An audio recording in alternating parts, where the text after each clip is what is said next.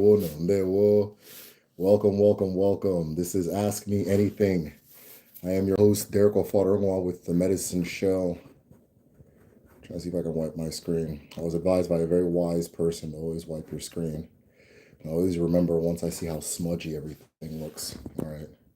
Funny enough, I think it looked better before it was wiped. Ndewo. All right, Kaibido, let us begin. Ndewo, who is all in the house? We got 2 people in the house. We're going to begin once we get 10 people. Like I was saying earlier, my name is Derek Ofadarwa with the Medicine Show. I teach Igbo cosmology, culture, and spirituality here on the Medicine Show, also known as Odinani.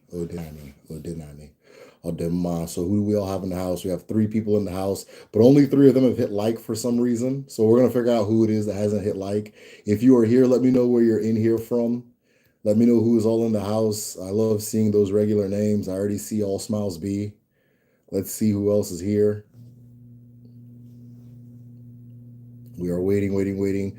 7, California. You say, I have not been to California yet. The furthest west I have gone, funny enough, is Las Vegas. There's the furthest west I have gone. So I am looking forward to having an excuse to go to California one day. Who else is here? As I was saying earlier, this is Derek Ofadarwa with the Medicine Show. This is Ask Me Almost Anything. The almost is important. Please don't forget the almost. So the rules are simple. I'm going to stay here as long as you have questions, generally about African Igbo spirituality, Odinani, and so forth. But I'm pretty open to other questions unless you guys start wilding out. Ndewo, Angelica Pickles from Joyzy. Adema. Welcome. All right, we have 7 in the house, but only 4 have hit the like button. I don't know what's wrong with the other 3 of you. I don't know what problem you guys have with our community here, but we don't play with that like button. Hit that like button before I hit the X button. Hit the like button before I hit the X button. You say. Where are we at?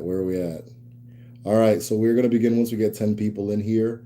We actually just began our traditional medicine class, and we are getting ready to start signing up for our Igbo language class, the Astral Igbo class.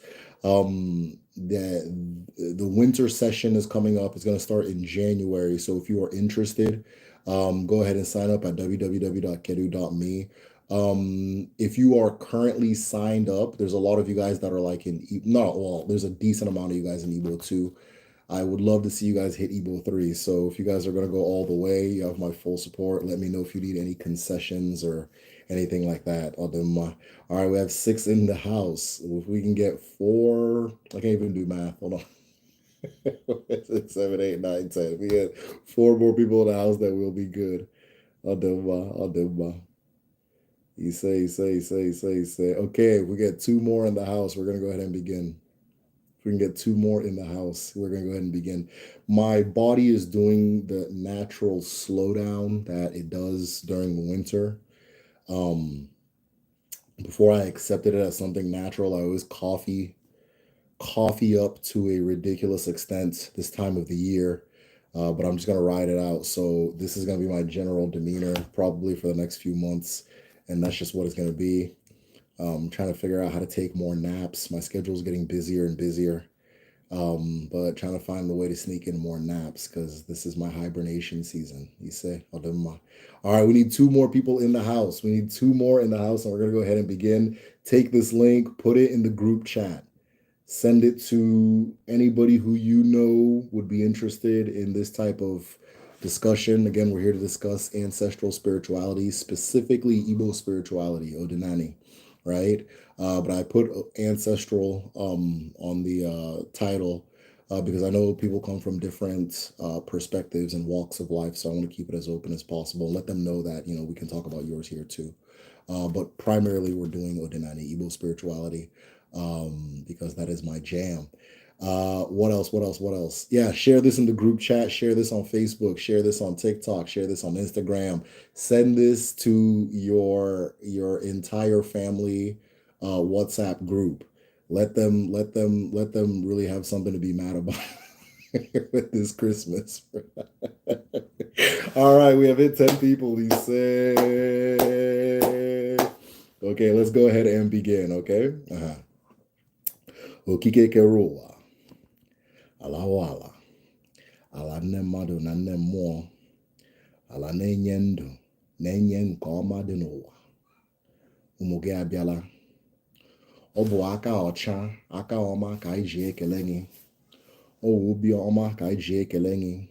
Ọ bụ akọ na uche ọma ka anyị ji ekele gị, maka na ụmụ ị mụrụ na ụwa nke na-aza aha gị bụ nke ji ọfọ na ogwu aga.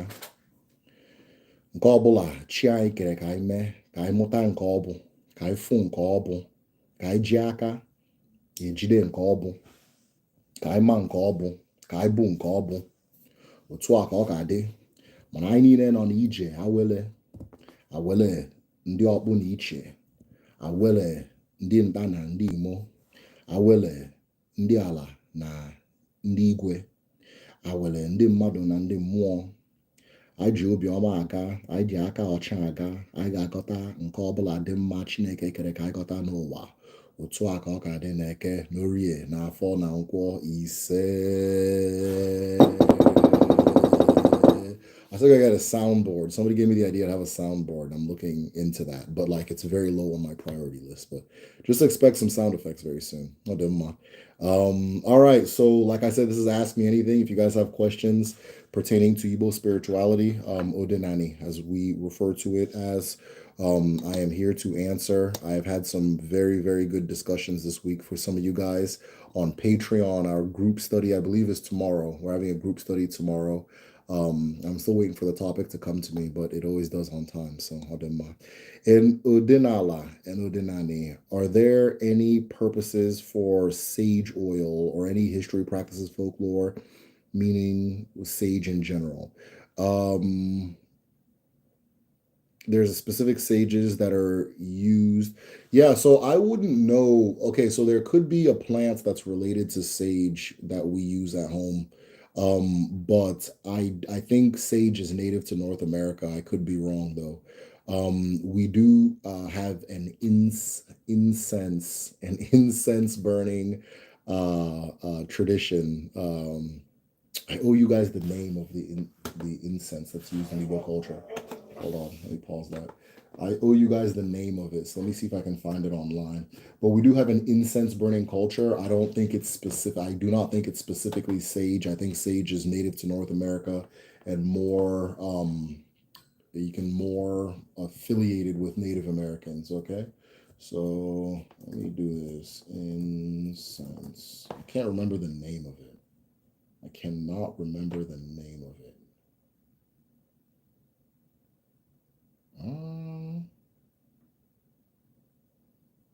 Yeah, no, okay, there we go. There we go. Nkwu, nkwu, nkwu, nkwu and aku, or aku in some places, right? Nkwu and aku, nkwu and aku. So people burn leaves of the nkwu tree, nkwu. There's an ilu that says nkwu be nna ikenga. The nkwu tree is the father of the ikenga. That one's up for interpretation. But yeah, Nkwu, NKWU, NKWU, okay? Odema, NKWU, Nkwu, Odema. So that is put in a bundle and is burned. It is put in a bundle and it is burned. I've seen it done before. I just didn't know the name of it. I didn't grow up seeing it. It's something I saw in my adult life very recently. Odema. Cool. Nkwu, it is used on like Eke Day, for example. It is used on Eke Day. On Eke Day, in general, there's no working. You don't work. You don't. It's like a comparable to a Sabbath. You don't work. You don't do anything rigorous. You don't take on any tasks, that kind of thing. But you do a lot of cleaning of the self, cleaning of the home. It's not the only day you clean yourself, by the way. Cleaning of the self, cleaning of the home. And then Nkwu is one of the things that you can burn to cleanse. Eke Day is the day of rest and renewal. Rest and renewal. It is the night of the 4 market days. Eke, Urie, Afo, Nkwo. It's like the sun going under the horizon for night and then arising again, right? And so in that time, you can use unku or any incense that you prefer to cleanse your space. A lot of people will use that day as the day that they contact their ancestors. But like things like weddings, any type of human activity is kind of paused on Eke Day. I've been using Eke Day as a day of rest as well. So if you guys find that I'm not responsive, just it's probably Eke Day. Odemma. Odemma. All right, I think we got one question for today, and that one question was answered. So I'm glad that we had this discussion. I think that's going to be it for today. Unless you guys have more questions, right? Unless you guys have more questions. Odemma. I guess that's it. Somebody say something so I know that this thing isn't frozen, because this is very unlike you guys to be 28 deep and not have a topic you want to discuss. And it doesn't have to be questions either. It can be topics. I owe you guys a story, by the way. It's weird, right? Yeah, I don't know what's going on. That's kind of strange. All right, it's fine though, but I owe you guys a story. I think I was going to tell the story of no, okay. I was supposed to tell this story on Patreon, but since I already brought this up, I'll go ahead and tell it here. By the way, if you guys are not a part of our Patreon community, the village, go ahead and join the village at www.patreon.com/the medicine shell. Oh, we got another question. What does it mean to be American to you? Okay, that's a good question. On a very literal sense, I would suppose being a citizen of America. Um, Culturally, I think being American. Do I have like a concise way of saying this? Do I have a concise way of saying this? I think being American is. Do I have a concise way of saying this? Being American. What does being American mean to you? Yeah, I think America is really fascinating because it's probably one of the only countries, if not the only country, that is built off of an idea, right? It is built off of an idea. And I think being American is living up to that idea. I think to a big extent, being American is doing whatever the hell you want. I think being American is, uh,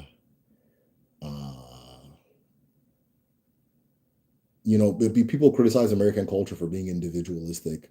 But I think it is good that, with most cultures that you see in the world are communal. So it is good that you have another culture that kind of presents another or gives you another option, right? To do so. And in doing so, it's great that we have a country that's built around uh, the idea of discovering and expressing yourself, the self. Um, and then whether or not people accept it, that's their business. but, but it's your right. But yeah, being American, that's what it's all about, man. I did my Patreon. Oh, Udochi, thank you so much for that. By the way, Udochi, I hope you got my email. I sent you an email maybe 30 minutes before this started. On Denma. What ceremonies take place after the birth of a child in Igbo? Such a good question. All right, so ceremonies that take place after the birth of a child. So the first thing that happens is the you wait 8 days before naming a child. This is not something we do anymore, but traditionally you wait 8 days before naming a child, which is 2 market weeks, Eke, Uria, Afo, Nkwo, and then repeat, right? The reason you do this is because there's an ilu that says Nwata bu mmụọ. A child is a spirit, right? A child, an infant is a member of Allah Mo. An infant is a spirit, is a member is coming from Allah Mo. And so an infant has to accept to stay in the world that we're in. So a lot of these ceremonies go or fitted around this. Traditionally, you would wait 8 days before naming a child.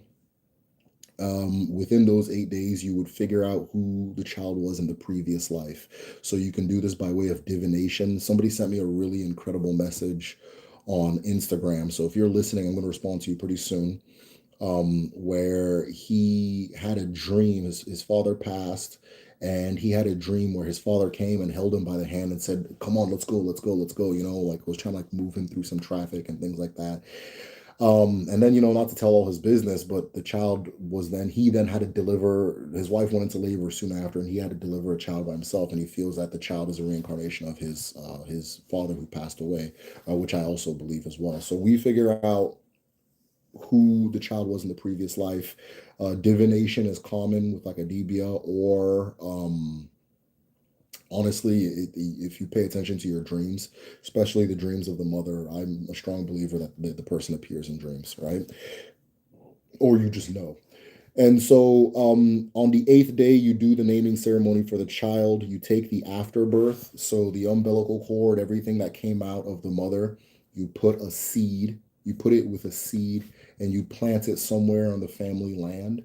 That tree will become their tree of life, right? Osisindu, Osisindu, Oshishindu is what we say where I'm from in my dialect. The Oshishindu is the tree of life. So as that tree grows, that tree will be central in a lot of ceremonies and even medicines that are formed for the you as an individual. For example, if you are a woman, they will plant a palm, like a palm tree, right? And the palm, like the branch of it, when you get married, you'll take one of the branches to your new community, and you will use that to set up your eku, or alomchi, which is the woman's altar, right? So that's just one example.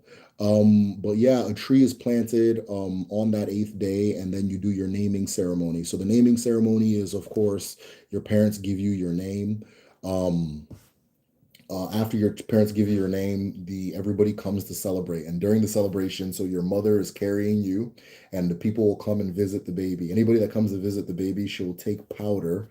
Traditionally, it was nzu, but they use baby powder now just because of like volume. It's like a lot of people coming in, and baby powder is easy to manage. You'll take baby powder and you'll put it on the baby, right?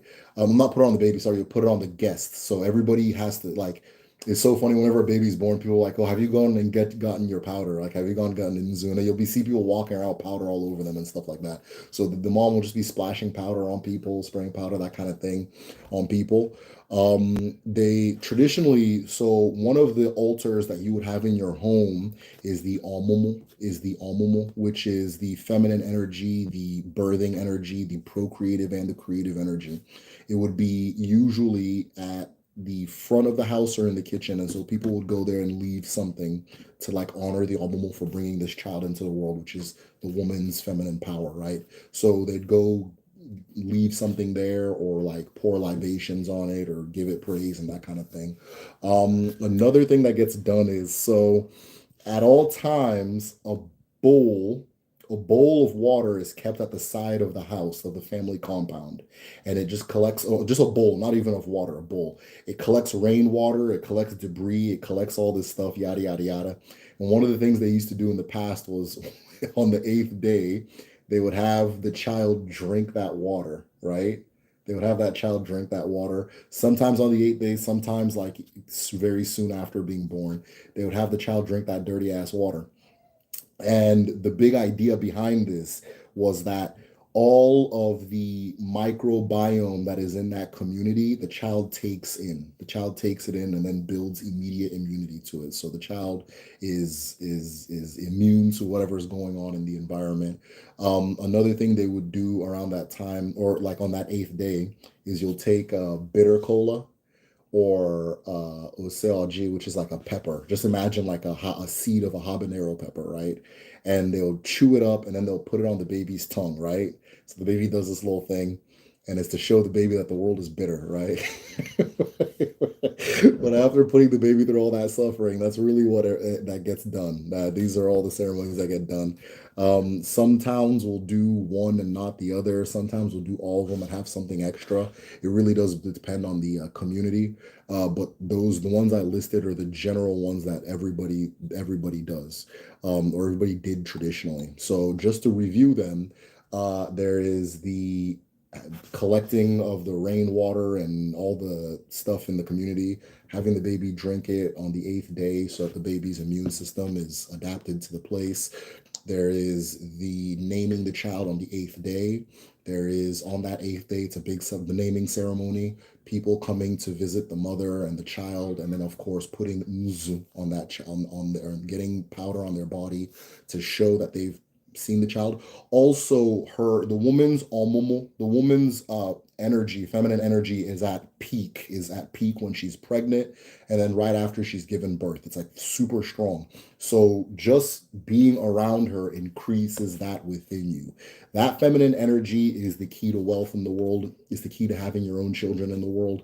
It is a key to a whole lot of things. There's this and anyways, yeah, so more syncs, right? Spirit syncs. If I come around somebody whose XYZ energy is high, mine will start kicking up a little bit to match theirs and so forth. So those are some of the things that are done. And then of course burying the umbilical cord in the afterbirth with a seed in the earth, and then it growing to become their tree of life. We didn't use our umbilical cords because we were born in America, but my grandfather had us all plant a tree at home. I think mine was a mango tree. I don't even know where it's located anymore, unfortunately. Had us all plant a tree. And so I saved the little, that little nub that, like, when a baby's born, the little nub on the belly button from the umbilical cord. I saved my daughters and my sons, and I'm going to have them do theirs as well. If we have any more children, I'm just gonna keep the afterbirth. I'll dim. Yeah. Okay. Oh, and then I forgot to tell you about Omugo. Omugo. Okay, so the another one that gets done is Omugo, right? Omugo is this tradition where the mother of the, let me not say this wrong. Omugo, the mother of the mother of the bride will come and live with you for a set period of time. And this is something people still do. It's still very common. The mother of the bride will come and live with you. And the mother of the bride will be kind of like helping take care of the baby and so forth. Now, I've heard a lot of people say that this is like to help support the mother. But when you see it in practice, it's really just her putting the mom through boot camp, right? In practice, it's really the mom putting the daughter through boot camp. I've also thought about the fact that, like, hormonally there's a lot going on with a new mother, and it is good to have somebody who's there that can intervene, because your mind goes all types of places. And I don't think it's something that's commonly spoken about. I think most people encounter it when it happens, but your mind, your emotions, they go all kinds of places. So it's good to have that extra person that's like, hey, wake up. Hey, you need to do this. Hey, you need to do that, and that kind of thing. So like I said, if you read about Omugo online, they'll say, oh, it's to support the mother, but it really looks like some damn boot camp. So I'll do my, yeah.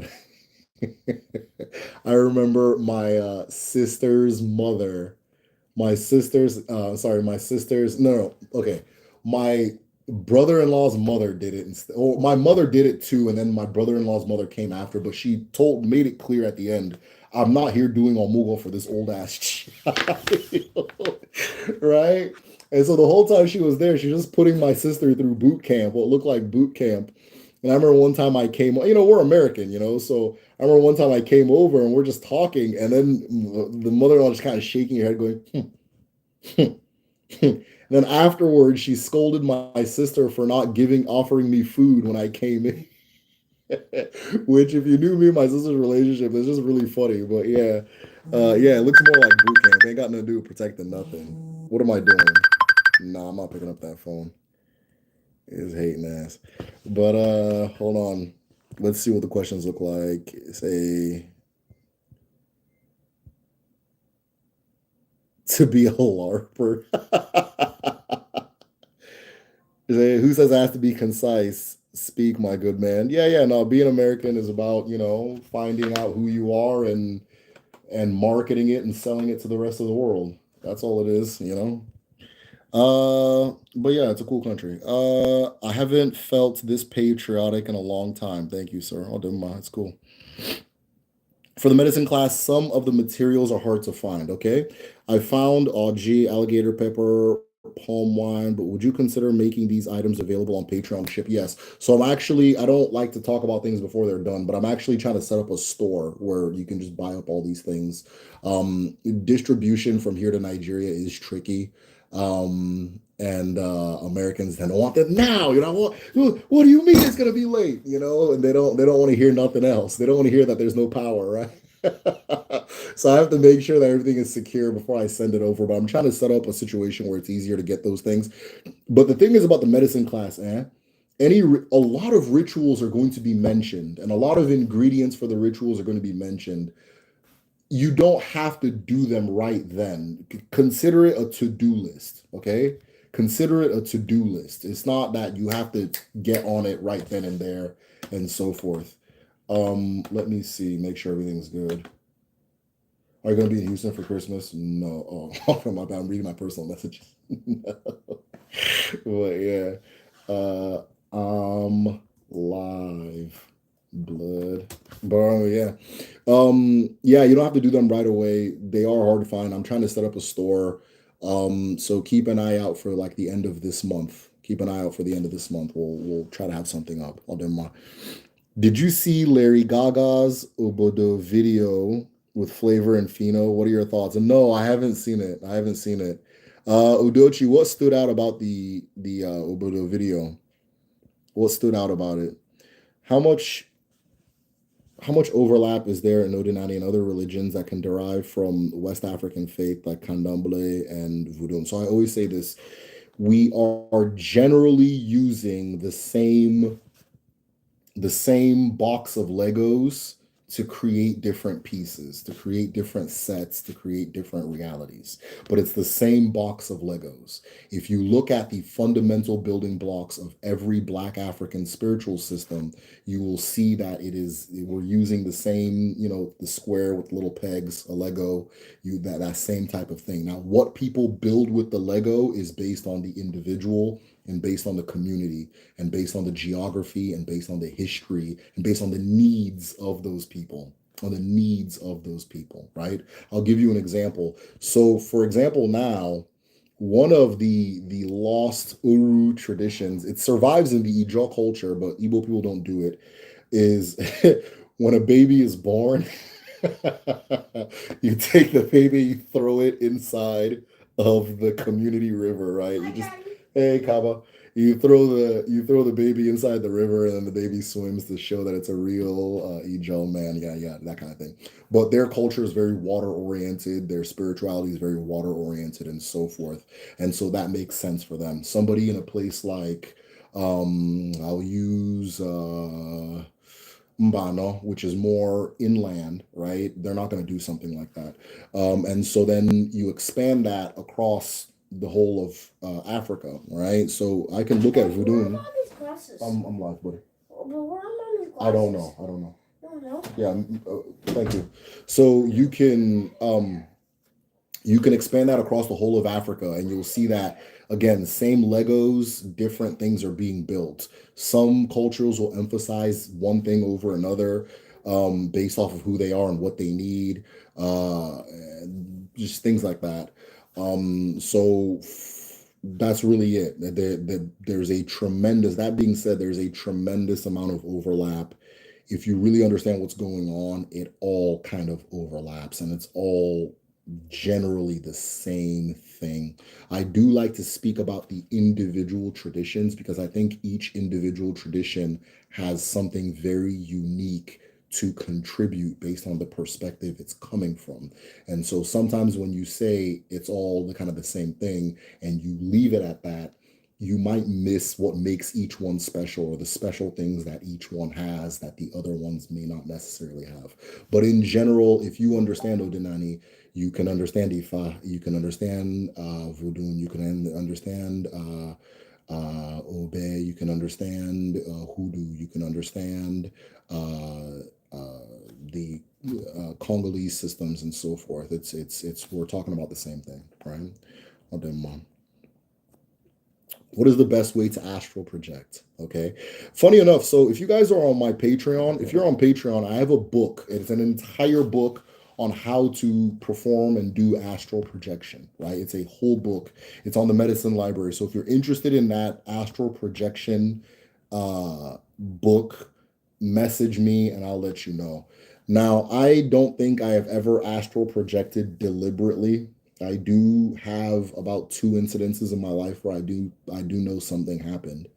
So I'm not the one who can tell you the best way to do it, right? The best way to do it. But I think step one is learning how to meditate. And then for me, step two is learning how to dream lucidly, or like having a lucid dream. And then while you're lucid dreaming, meditate in the middle of your dream. And it will blow your mind what you're able to achieve and do at that point, right? So just begin a practice of meditation and then enter a lucid dream and try to meditate within that dream. Um, that my experience is tied around doing that. That's what I did, and what happened was very incredible for me. It showed me the layers, like that dreaming has layers, and I guess we understand them as like REM sleep, yada yada, all that stuff. But I saw that they were actually like there was a spiritual thing to them, that they had layers, and there's like layers of existence. Like it wasn't just like, oh, your body's in this mode, your body was in this, something put your body in that mode, right? And so forth. But yeah, check out that book. It's a lot more intricate. It's a lot more detailed. It's on Patreon.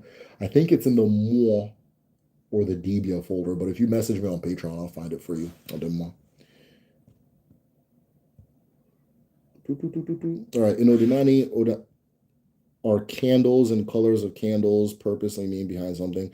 Folklore. So candles get used. We used to use these things that look like, I don't know if you see in that Indian thing called Diwali, the Indian celebration, the Hindu celebration, where they have them little lamps that kind of light up. We have something like that too. It's I can't remember the name of it, but it's almost like it's like a hand light. They call it a hand light.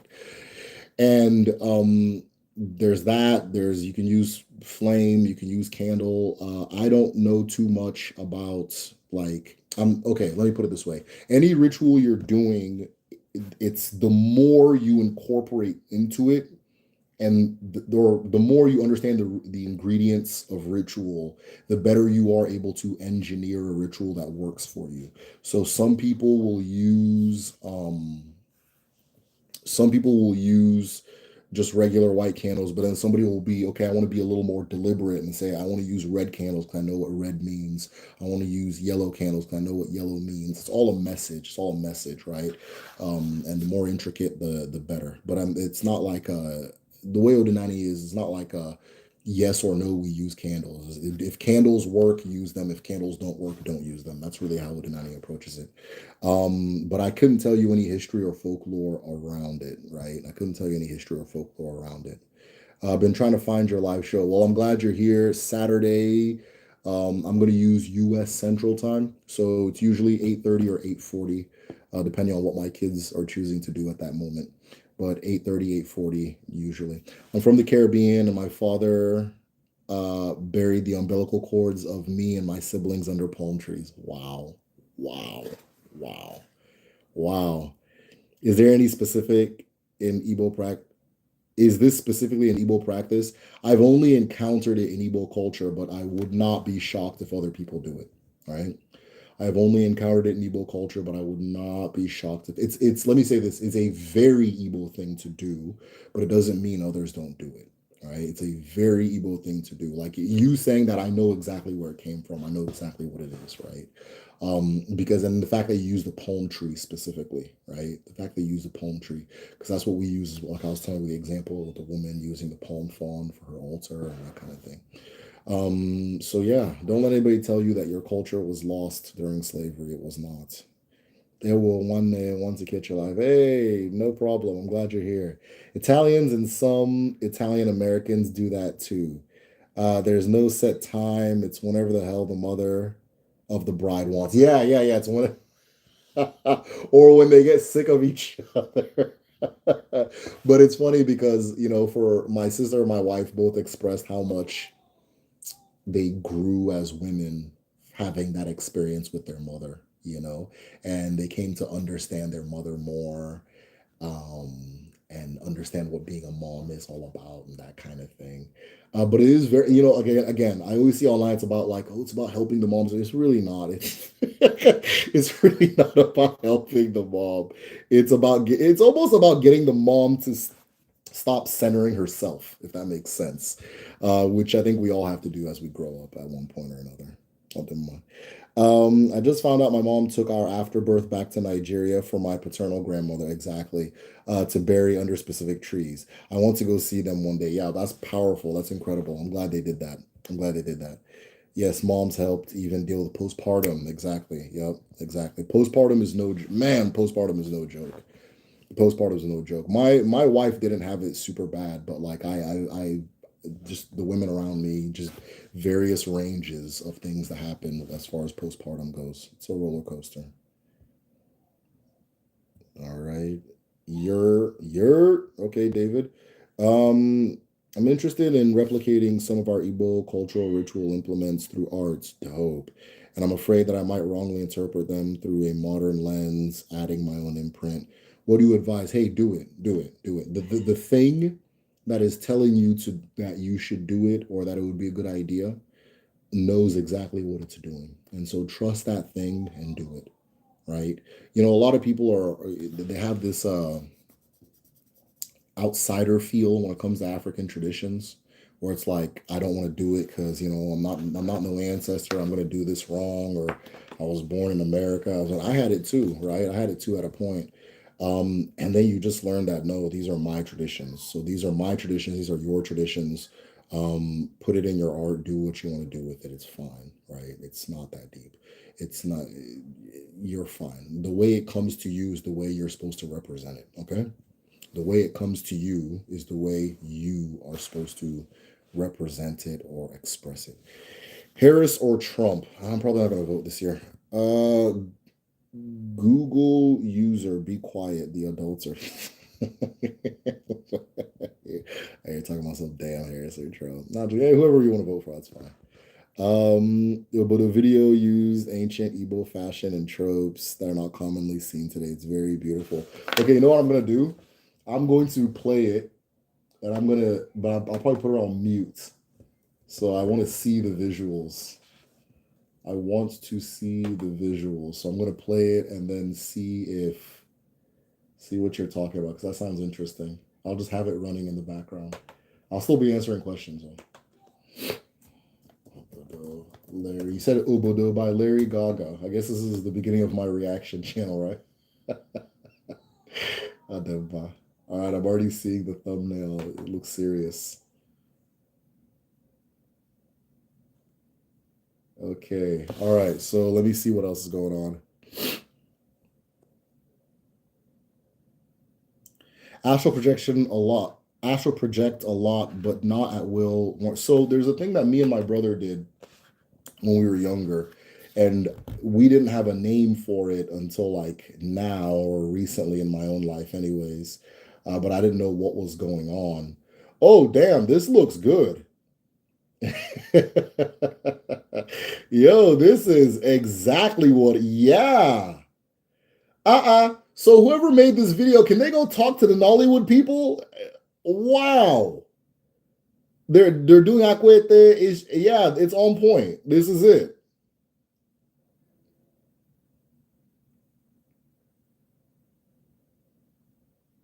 Yeah, 100%. This video is on point. Anyway, so as I was saying, there's a thing about me and my brother used to do when we were younger. We didn't have a name for it. We just thought it was just cool. Where we like if we were like we couldn't sleep, we both just close our eyes and then we'd start like playing a game.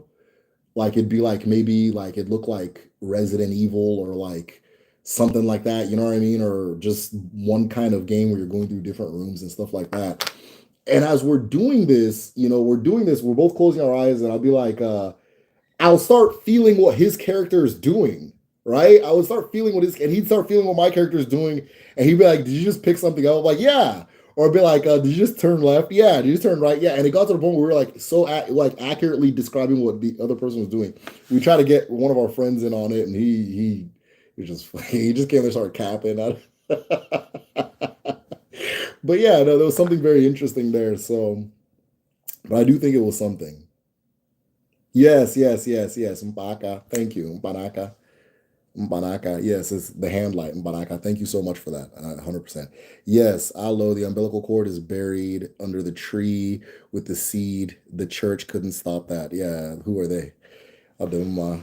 Uh, Okay, good. Odinani, what is the purpose and significance use of stools and customs? Very, very, very good question. So stools, Brandon, you're on Patreon, so there's a book I'm going to recommend to you. It is in the recommended folder and it's called Towards an Igbo Metaphysics. Towards an Igbo Metaphysics. If you haven't looked at it, I think you would enjoy it. But it's somebody who he's Igbo, but he's not like an Odinani person, and he's kind of exploring it and trying to figure out what it's all about and so forth. So it's a good platform for learning, but he actually asks somebody the same question because he says to that person, hey, can I want to ask you some questions about being NZE, right?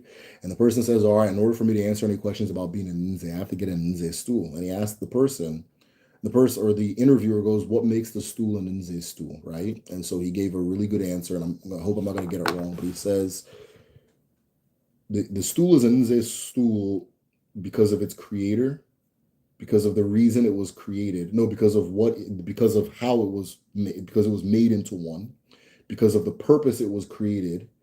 And what was the other one? There was one last one. It's like four, but it correlated with Chieke Agumo. Chieke Agumo. And because what you cannot see about the stool, right? And because of what you cannot see about the stool. So all of that stuff together tells you what it is. In all over coastal West Africa, leaders sit on stools. They don't sit on thrones, right? They sit on stools. They do not sit. Except now they got these like all this jackassery happening where they got the throne and the European crown. There's all this jackassery going. A lot of them do, not all of them, but the real ones, the ones that are worthy of taking serious, they sit on stools, right? They don't use thrones. You do stools. Yeah, it's I don't know. There's a lot going on there. Even if you get a title as a chief, your apprentice would carry your stool everywhere. So that if you need to sit down, they'd bring your stool for you, right? But for example, now in some places, an Nze only sits on their Nze stool. They don't sit on anything else, right? So yeah, that's there's a lot there. If you look at the designs of like an Nze stool, or a chief, they call it a chieftaincy stool. Just Google it. You look at the designs, there's a lot of like esoteric messaging going on there. They are three-legged, wink, wink. The Ikenga also sits on a three-legged stool, wink, wink. And yeah, it's got this like pattern where it's like coming up like that and into a singularity. So the different pieces are coming, the legs are coming in and a bend into a singularity, and then it has a platform you sit on. And all of that has a lot of meaning as far as the numerology, Igbo culture, 3 being the number of the Ikenga, 3 being the number of ascent, greatness, doing, action, motion, of man, of the masculine, and so forth. So I'm done. That was a good ass question. I see what you do. Hold on, wait. I see what to do, but I've never done. I'm torn between church and my nature. My nature.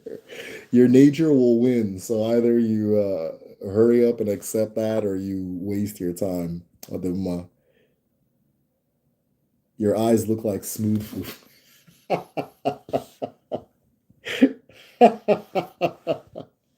Oh man, I love fufu. Okay, Pascal. Okay, thanks. But chill out. Thank you, Pascal, but chill out, No problem. What am I doing? Yeah, for those of you who don't know, go check out the Obodo video by Larry Gaga. I think Gaga spelled 2 A's. But yeah, no, so what Udochi was saying was that this video has a lot of like uncommon ancient tropes. So whenever they try to depict history at back home, they always kind of have this like standard mold they use. And whoever did this video, you can tell was like, no, we're gonna make this accurate. We're gonna really we're gonna show things that aren't commonly shown, and so forth. So I'm looking here, it starts with somebody weaving akwete, right? Akwete, where's my akwete at? Hold on, let me go get my akwete.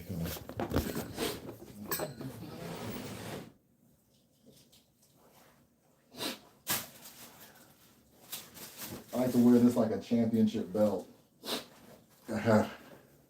So you have somebody weaving akwete in the video. Just a whole bunch of stuff going on. So I'll do my.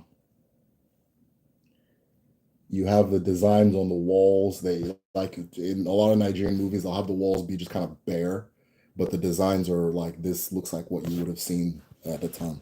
I'll do my. Definitely read that book, but I'll. Okay, good, awesome, good. Why does Bini Edo still practice Odinani, but with ivory and brass sculptures? Why wouldn't they? You know, yeah, why wouldn't they? It's their culture. It's all of our. It's our culture. Yeah. Now, if you called it Odinani to them, they'll argue with you. But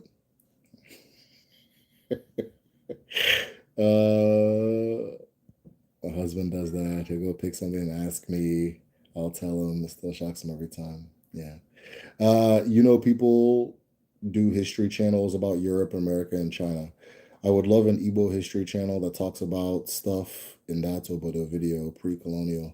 I mean, low key, I would imagine that's what I'm doing, right? So yeah, I'm doing that. Yeah, any topic you guys want me to bring up, I always try to make sure the videos have like history in them as well and specific things in history and why things are done from the historical perspective and so forth. So I'm already doing that, and my shit's way hotter than the history channel.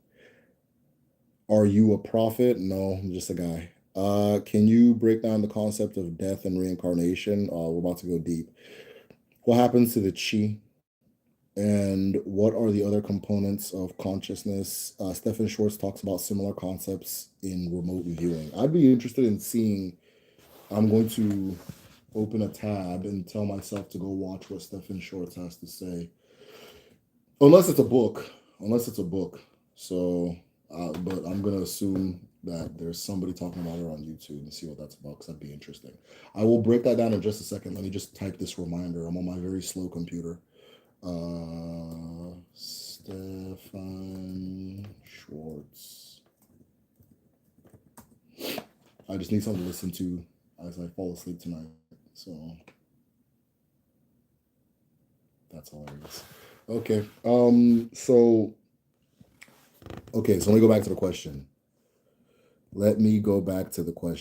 Can you break down the concepts of death and reincarnation? Okay. So, concepts of death and reincarnation, as far as the Identity goes, every single person is made up of 4 elements: their chi, eke, their agun, and their mo. Your chi is your creator, so you are part and parcel of the creator. There's an ilu that says a person who seeks their chi will see themselves. A person who seeks themselves will find their chi. Right? So you are an expression of your creator. You are your creator. Your creator is you, right? Ultimately at the end, right? You'll find at the end. Eke, that is the you as an element of creation. So it's that creator manifesting into reality, right? Chi, Eke are absolutely interchangeable. It is like the idea to write a book and the book itself, right? So the Eke is the book itself. Your Eke involves a lot more than your physical form, though. I reference it as your physical form. Your Eke goes into your destiny as well. Again, like a book, like, okay, what's going to happen at the beginning, middle, end, and so forth? What's this ride going to look like? What is going to bloom and manifest from this?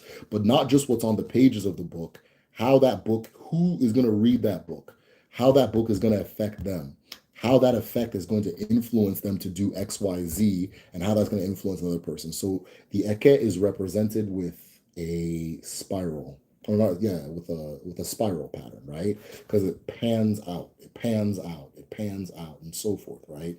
Yeah, it's almost like when you drop a pebble into water and you see the ripples go out, and some of those ripples may blow some leaves around and sway things around, so on and so forth, right? So your existence is more than your physical body. It also goes to what that physical existence manifests into the world, sometimes in the hands of other people, right? Sometimes well after you've died. All of that is your Eke. All of that is your Akaraka, your destiny, right? So Eke, Akaraka, all that stuff is Eke. It's all placed in Eke. Akaraka and Eke are interchangeable. Akaraka is your destiny, right? What the blueprint of you, right? And then there's your Agu, right? Which I'm going to focus on this particular part for this discussion. And then there's more, which is the unseen parts of you, right? Your auraic self, that light, that you that emanates from you, the unseen you, your left foot, your cosmological left foot to your physical right foot, right? And so what happens is, like a cola nut, what happens, you'll see people break cola a lot, right? So like a cola nut, it breaks and all of those parts start going their separate ways. You understand? The chi is, some people say your chi returns to chi. Some people say your chi never really comes into the world with you. It's just kind of like an observer. So it's whatever happens, that's y'all, right? But either way, your chi returns to chi, eke returns to eke. They say ashes to ashes, dust to dust, that kind of thing. Your more returns to more. More is spirit, it's light, but the entire universe is a pool of spirit. Every physical thing is swimming in a pool of spirit, and so forth. So just imagine it being like a raindrop falling back into the ocean and becoming one with that ocean, right? A raindrop falling into that ocean and becoming one with that ocean again. And then that third part, your Agu, begins the process of reincarnation. What your Agu does is it crosses over to what they say is two rivers, right? They say it crosses two rivers. Excuse me. And the crossing of two rivers is represented by the whiteness or the paleness of a corpse and the paleness of a newborn baby. So it crosses over two rivers. In the process of crossing over, it returns to your chi and reaffirms its purpose. Your Agu is the part of you that exists for a reason or comes into the world for a reason. To understand your purpose, you understand your Agu. To understand your Agu, it'll allow you to understand your purpose. Earlier, I gave the analogy of the three-legged stool, and when the elder, the Nze, said that this is an Nze stool, and the researcher asked him what makes it an Nze stool. The elder said its creator makes it an Nze stool. What it was made of and how it was made makes it an Nze stool, right? So if I take some metal and I form it into a spoon shape, it's a damn spoon, right? So how it was made is an Nze, makes it an Nze spoon. And then why it was made makes it an Nze stool, right? If I'm trying to, I'll have a purpose in mind. I want to make a spoon. And then I have a bunch of metal that I can use to form into a spoon. And I'll form the little hand part that I can hold and the little part that I can scoop. And then boom, it becomes a spoon. Meaning that the spoon itself was shaped based on its purpose. This is exactly how human beings are as well. So we are shaped based on who we are, our purpose, or what we are coming into the world to manifest, right? This is why there's an ilu that says,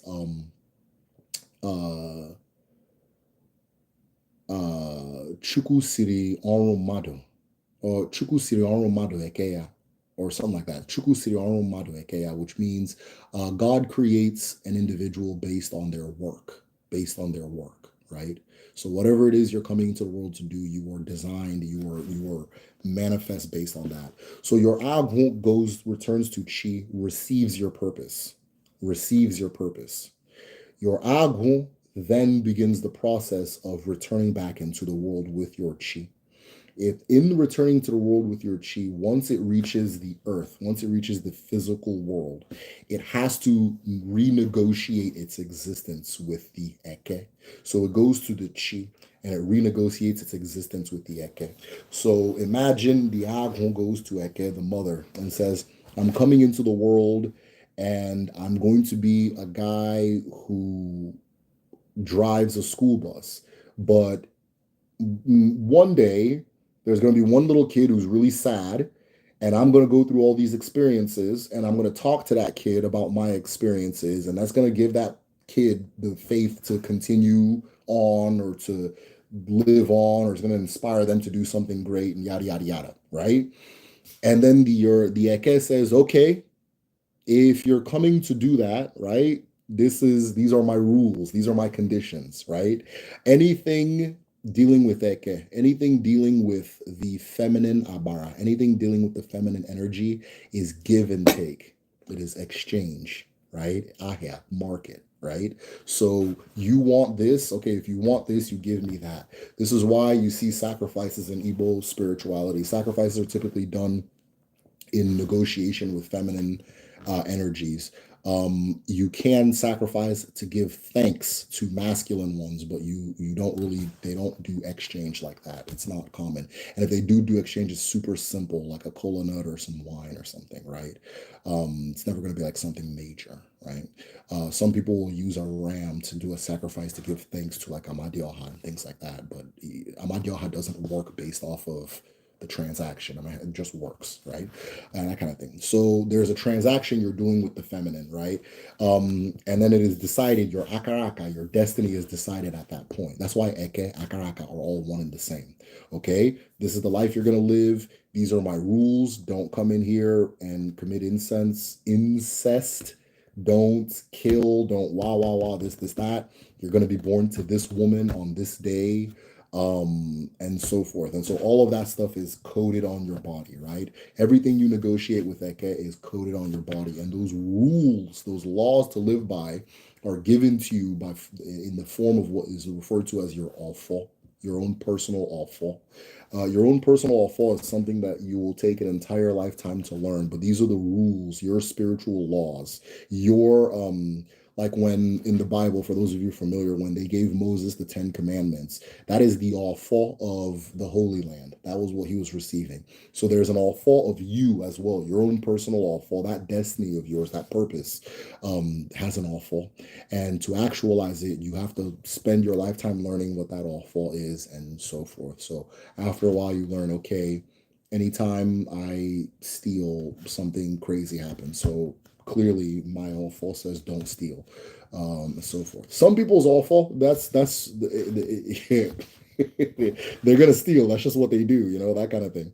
So but you learn what your own personal spiritual laws are throughout life, and then you are born. So that is the understanding we have, and you are reincarnated. Now that agun, because it came back from the previous life, it is also known as your onyilo or your iluwa, or it's performing iluwa, but it's also known as your onyilo or your onyeowa.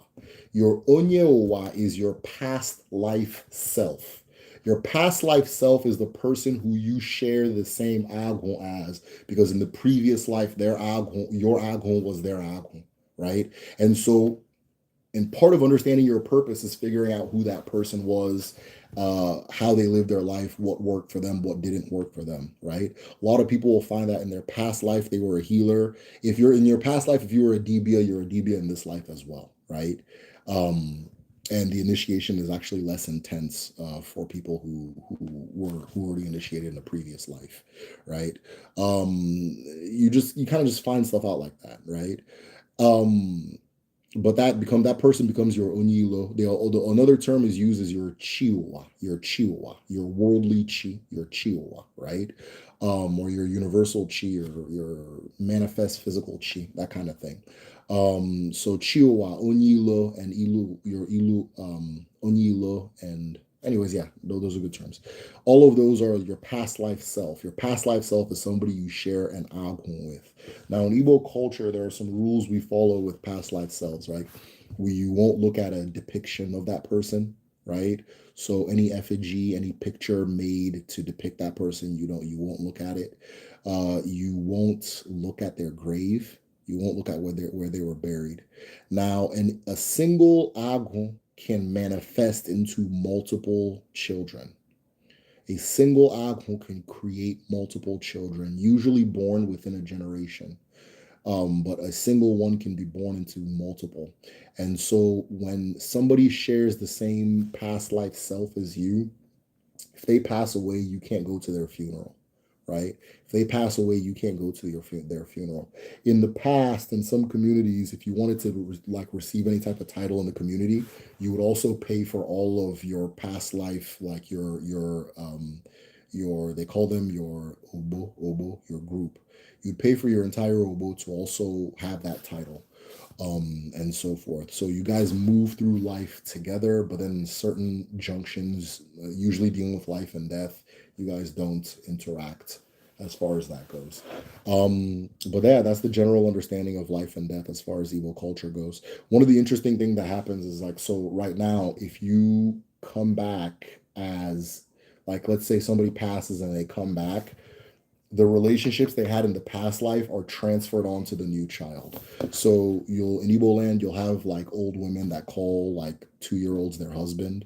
You'll have you'll have and she'll come and every now and then she'll cook his previous life favorite meal, will bring the previous life favorite meal to that child.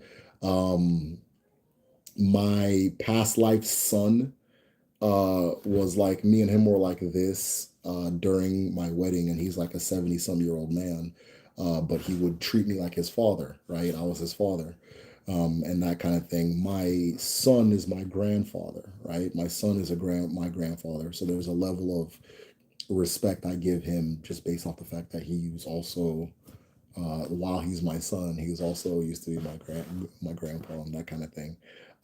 My nephew is also my grandfather, right? So things like that. My daughter is my grand aunt, who I told a story about on this channel. Just things like that. So I don't know. Charlie, really cool question. Can we discuss the effect of not following your chi, if it's possible? Not follow The effect of not following your chi is the same as not eating while you're hungry. It's the same as not drinking when you're thirsty.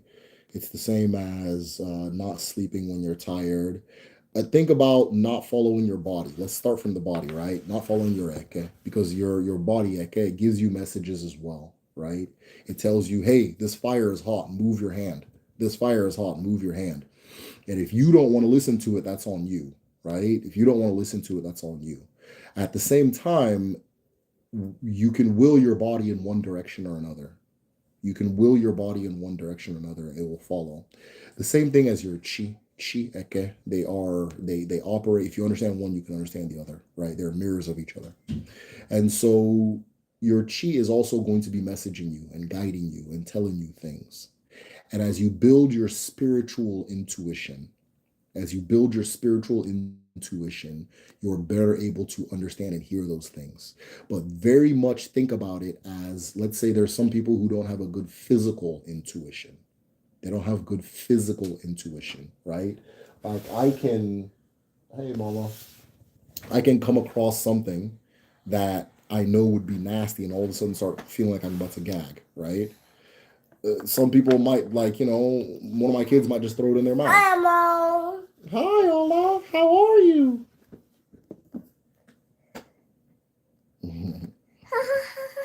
Okay, hold on. Do you want to go play with your mommy and Elmo? Okay. Bye, Daddy. Bye, Mama. All right. So, your body tells you things. Your body tells you when you're hungry. Your body tells you what to do. I mean, these are the basic things, but your body also tells you a lot of profound things that we would consider spiritual, right? Your body there, it gives you all the answers. The same, your chi gives you the same on like a spiritual level, right? Or like an all-encompassing level, right? So it's also telling you about your destiny and who you are and your purpose and your walk in life and what your all fall is. All of that is within your chi. What your abilities are, what your limitations are. All of that is within your chi. So a person not listening to it, the most visceral way to understand it would be like a person going against the grain of their own physical intuition, right? You feel like you need to go to the bathroom, but you for some reason ignore it, and then you're covered in feces, and you're wondering why that happened, right? So that's what it is. It's not like it's not fully in control of you, but at the same time, it is in control, right? So your body tells you you need to drink some water because you haven't drank water in half a month, and you decide to ignore it. You will die, right? It's set in stone. The things that come eke, anything chineke, is set in stone. It's already set. The laws are set in stone, but how you play within those laws is a little bit up to you, right? So the same thing as your chi. Oh, I hope that worked.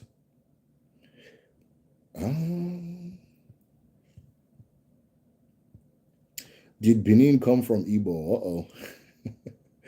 Who came first? I want to believe that they're part of Nook and Jukun is mentioned as predating us. Jukun does not predate Igbo. Benin does not predate Igbo. Igbo is older than Nook.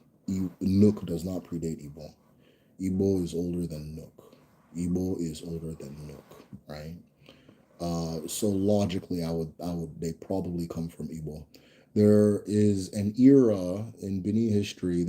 It's become a controversy because groups in Nigeria don't like to say they came from somebody else, right? We're all very proud people. But I'm just talking about the facts. And if the facts were different, I would accept them and say it. But archaeologically, logically, genetically, all that stuff, it's very obvious that Igbo is the oldest group in that area. And the southern Nigerian groups, probably except like Ijaw and Ogoni, come from Igbo. But Benin is an interesting place. It's its own thing. And then it was a mixing pot to an extent, but again, like it's its own ethnicity, but it's a mixing pot to an extent because historically they invited in mercenaries from Ile Ife, and then those mercenaries decided to stay and take over, and they become what we now call the Oba, right? But before the Oba, there were these priests that were kind of in control, right? Control, they're priests, they're an authority of the land.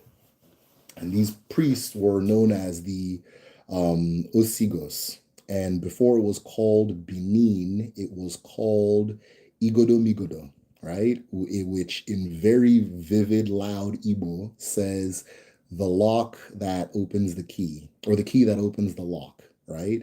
And the Osigos, even till this day, the Oba as a visitor will go to them and will renew his license to stay in Benin land from these priests of from the priests of Uwem or Uwa.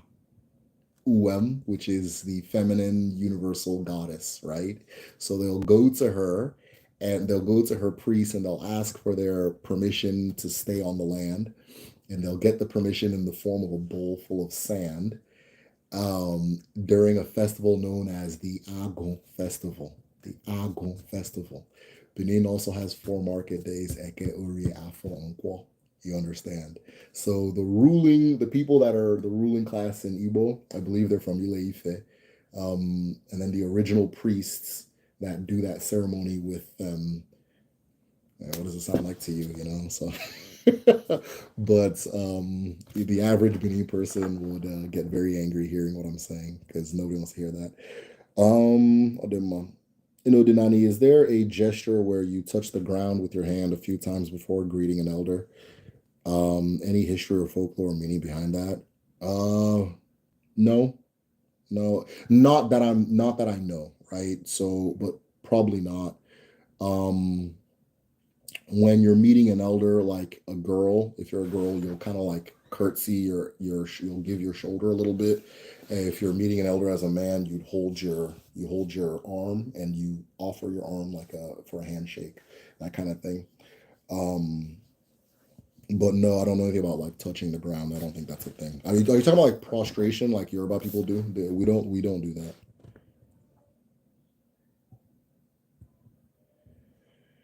I'm glad our people are waking up to the fact that leaving our ancestral beliefs was spoiling things. Spoiling the hell out of things. Spoiling, oh my God. It's so funny. I wish, because I don't like sounding biased, and I'm very passionate. I love Udinani. I love what I do. Like I know that as a fact, this is a major, if not the foundation of what I was brought in the world to do. And so coming from me, it sounds biased, but I swear you can pinpoint almost every problem at home. You can pinpoint almost every problem at home to profound spiritual confusion. Profound spiritual confusion, because it's bad enough that it's Christianity, which is super goofy, but the way there are principles within Christianity, and when they encounter the principles, they pivot and they now turn Igbo again, right? Or Yoruba or whatever ethnic group. And then when they encounter any principles or anything like difficult or whatever, and they'll pivot back and they're Christian again, right? And so it creates this thing where it's just like it just creates a lot of problems, right? How do you build a society when the core of what you use to operate in a society you think is the devil? You know, the core of what the, like thousands and thousands of years of collective knowledge you've just decided, not everybody, just a group of people decided is the devil. So now they have to start all over, hoping to kind of mimic what they think is going on in the West, which they don't understand either. And the more they understand, the more like, oh shit, they're doing the same thing as us. A lot of this people returning to Identities is that they got on the internet and they saw everybody has their own culture and tradition. They said, oh, oops, and then they dialed back. That's really all it was, right? Just seeing that this is what everybody does, right? We'll talk about ancestors, and oh, that's evil, it's evil. But anytime Americans want to say something and give it legitimacy, they'll say the founding fathers said it. Anytime Americans want to the ultimate law of the land, the Constitution is what did the ancestors say, aka what did the founding fathers say. That's what it is, right? So this again, this is not belief. This is just what humans do. This is how humans interface with spirit and land and the material world. And deciding to start over so you can go to Pastor Eddie's live stream or have Odumeje pile driver your grandmother. Those who know what I'm saying. Because he has the anointing, or it'll be rolling on the ground, or dipping your little black ass head in the fucking baptism water, all that shit. You can't build nothing with that, right? You can't. There's nothing there. There's nothing there. That's just to condition you to give money to the church, you know. Right now in the Hoodoo calendar, we're participating in grave cleaning. Oh, dope. By the way, happy new moon. It was new moon, I think on Friday. So happy new moon to everybody. Rituals honoring the dead. Harvest moon. Is this an American adaptation or is there something similar in Igbo land? This is the ending. We've just ended the New Yam season. So I'm not gonna say it's exactly the same as Igbo land, but in the New Yam season, we reconnect with the dead, the ancestors. We shrines are cleaned up, grave sites are cleaned up. All those things they're given. Like when we cut New Yam and things, they're given. They're all given their portion as well. The community comes together, both living and non-living. But it's not the exact same moon, right? So I'm not gonna say yes, it came from Igbo, but we similar time of the year, the fall, what Americans would call the fall. We do very similar remembering the dead type of things, right?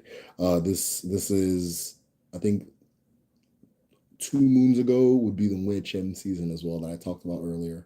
That's kind of like a Halloween type of situation. So, but I'm not gonna say it's completely from Igbo. But yeah, around the same time of the year, New Yam, we do something similar for New Yam Festival. I'll do more. It's hidden, wrapped, and adapted, truly lost. Probably Haitian. So even the goddesses are materialistic.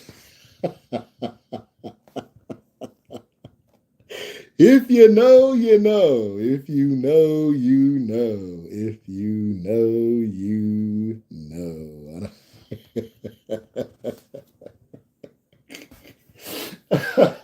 But materialistic is I sense some disrespect in the term materialistic, so you need to chill. You need to chill. Yeah, I'll do more. But no, there's a like it's interesting how every culture contextualizes masculinity, femininity, that kind of thing, right? Because to an extent, a lot of that is perspective.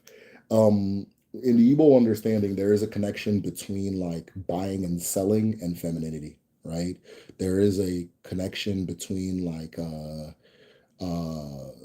if, for example, like in markets, it's women that do the marketing and the work in markets and so forth. Now men do business, absolutely, right? Men do business, absolutely, but it's not the participating in the market is an expression of a person's womanhood, right? And the market is different from like just business. It's a whole different thing from business, right? and so forth. At the same time, the feminine abara, right? The same thing, they don't play around. They absolutely do not play around. They do not play around, right? They deliver whatever it is that is promised. They absolutely deliver. They don't play around, and they don't do shit for free, right? They don't do shit for shits and giggles. If you look at a lot of like, if you look at a lot of, oh, I'll leave that alone. But yeah, they don't do so if something is received, something is also given. Something is received, something is also given, right? So I mean, we can go into that, but I don't want to be funny today. I'm not super energetic. So if you're a Debia in this life, does that mean that you were a Debia in the past life? Yes. Will your descendants also be Debias? The person you incarnate as will also have the gift. Whether or not they accept it or they live it is up to them, but they're going to be, if they're not a full blown deviant, they're going to be what we in America call a little witchy, right? They're going to, right? They might have, they're going to, it's good. It's funny too because people, oh, I think I'm a deviant. Oh, I think I'm a deviant. And then like we turn on the Zoom and everybody's kind of dressed similar. Everybody has similar interests. Everybody's just, there's a lot of similarity going on. It's like, okay, this thing is not by choice. It's a type of human, right? It's a type of human. You put on the live and everybody's got a head wrap, everybody's in their natural hair, everybody, that kind of thing. So yeah, then you pass, and that the next person is also going to have that nature. Now they may not contextualize it as I'm a Debia, but if they hear what a Debia is, they'll be like, oh shit, that's me, right? So yeah, I don't know.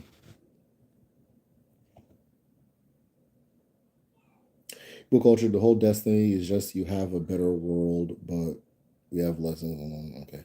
And I'm my paternal grandmother. Okay, cool. I'm my paternal grandmother. I remember I remember her friends and some of her discussions. Oh, damn. Especially once she was judging things to be right. That's super dope. That is super dope. I am my paternal uncle, but like a distant, like a more distant uncle, what they would call a second or third uncle, I guess, and probably like a fourth or fifth, honestly. But yeah.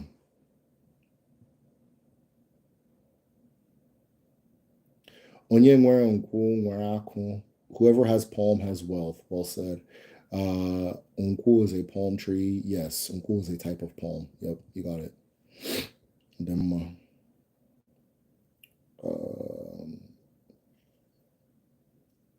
up with the old school, bro. Did I say something old school? Well, anyways, yeah, that's what's up. Uh, will we always go mad Will we always go mad going against our alpha? Like I'm supposed to teach and create schools, but it's hard. I don't want to, and I'm going a little crazy.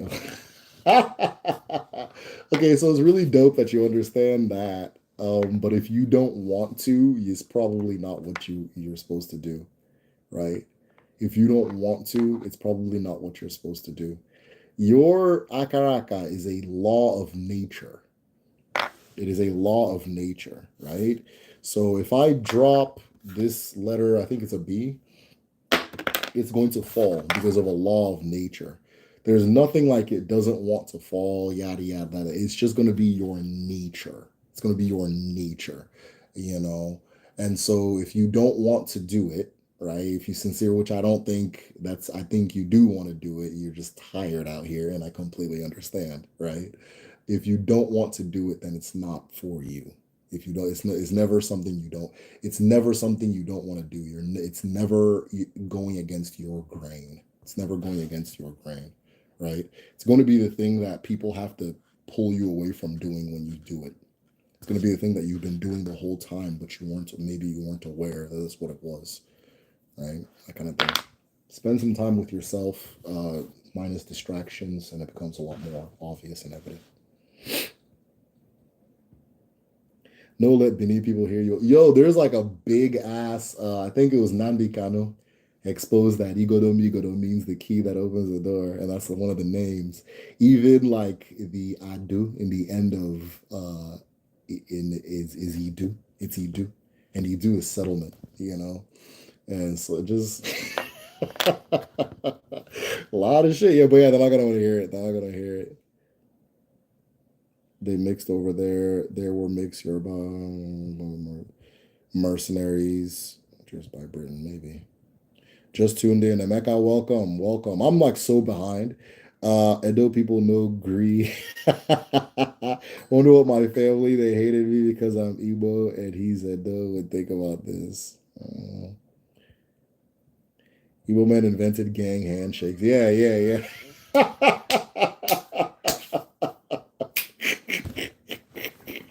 Yeah, yeah, you already know.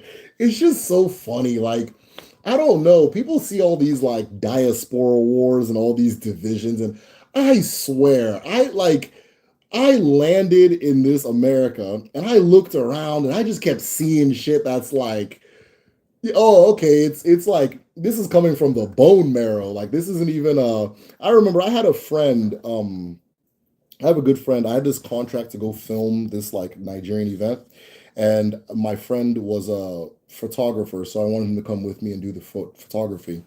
And he's Black American, and we're at this Nigerian comedy show, and he's cracking up. I'm like, bro, do you even understand what he's talking about? He's like, dude, just watch Comic View. It's the same shit, it's the same thing. It's the same thing. So yeah, the handshakes, all the ridiculousness, it's just the same thing. So I don't see all these I don't see all the divisions people see. They exist and everybody has their uniqueness, but like fundamentally, you know what I mean? Like, come the fuck on, you know what I mean? Like, there was somebody who made a TikTok there said that there's oh god, what's her name? She's so funny. But she said that the Detroit Steppers, and Congolese uncles, maybe Haitian uncles or something. There was another kid, it was a Caribbean one. They're all a part of the Brotherhood of put it on or something like that. Put that shit on, where and they dress the same, they reason the same about their clothes. It's just the same kind of guy. So it's just funny shit, but hey, it's whatever. The handshakes, all that.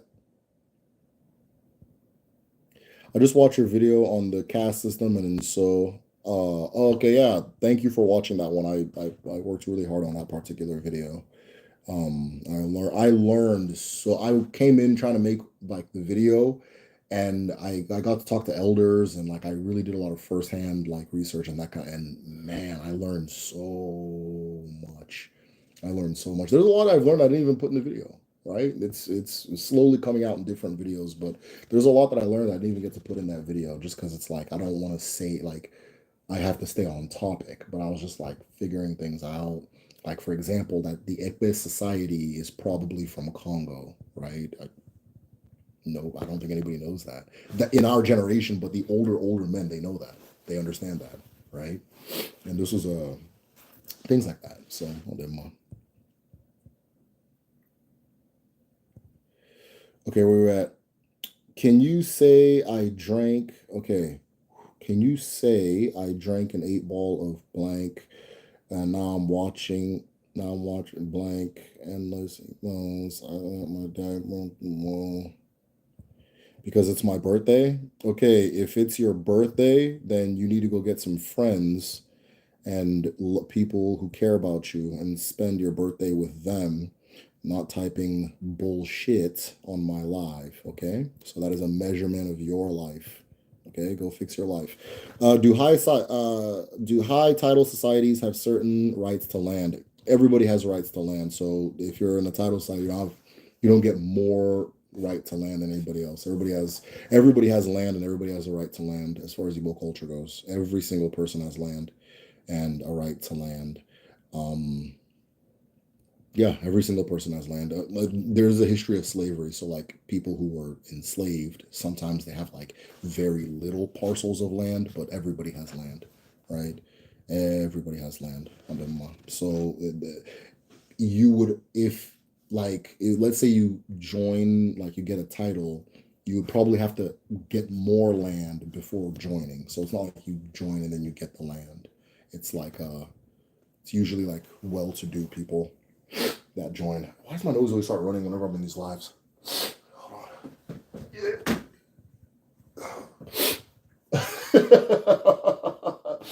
Oh my god, man! I'm never hitting that heartthrob status with this bullshit going on. You know, I'll do my. All right, so where are we at? Rights to land. So yeah, no, it doesn't give you an extra right to land. Um, why do you think that the Europeans took all fallen spiritual artifacts back with them to display in museums? Museum. Think of the word museum. Museum. Muse.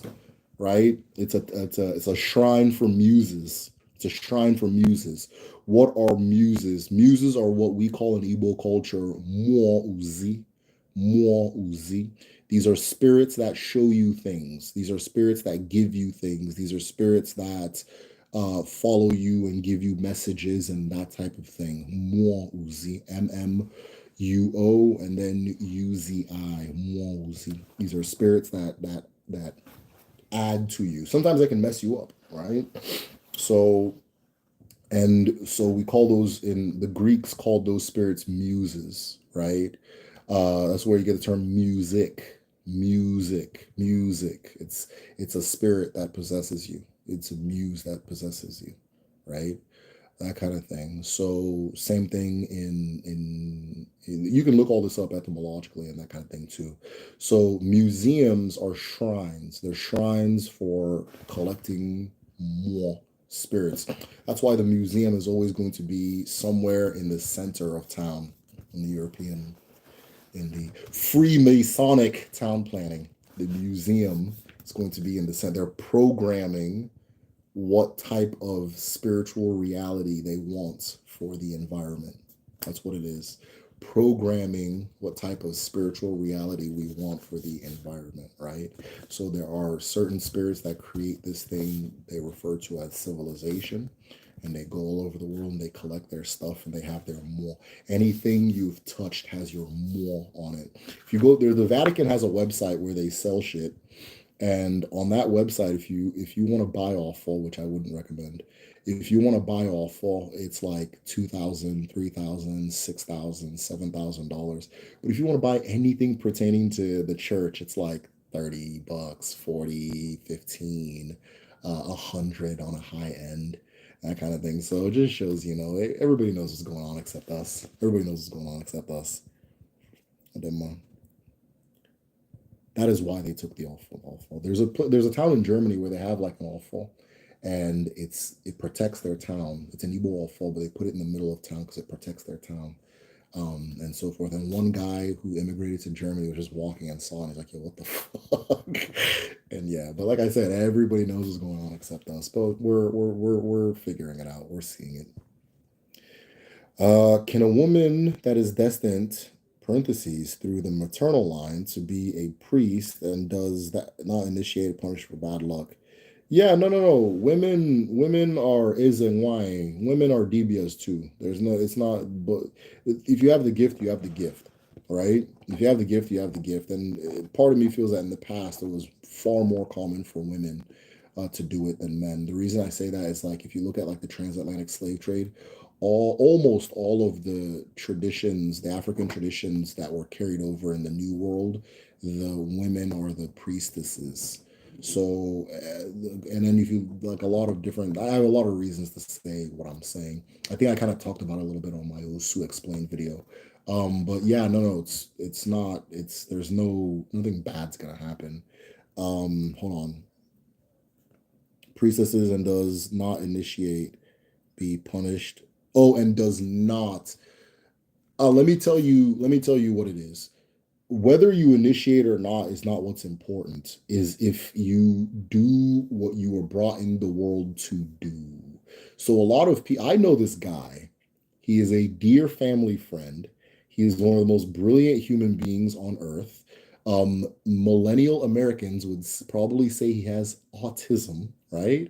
But he's one of the most brilliant surgeons on planet Earth. And it is very obvious to me that this man is a debia. but he's still being a Dibia in a different context, which is doing surgery and all that different stuff, right? So just so long as you do the thing and do the thing in the way that it makes sense to you and that resonates with you.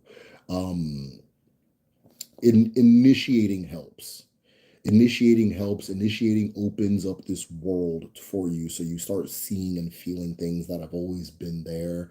You felt glimpses of them and clues of it here and there, but it opens your OCRI, your third eye, to that other reality that's surrounding you. So I would advise it, but if you don't want to initiate, just do the thing and you'll be fine, right? Do the thing and you'll be fine.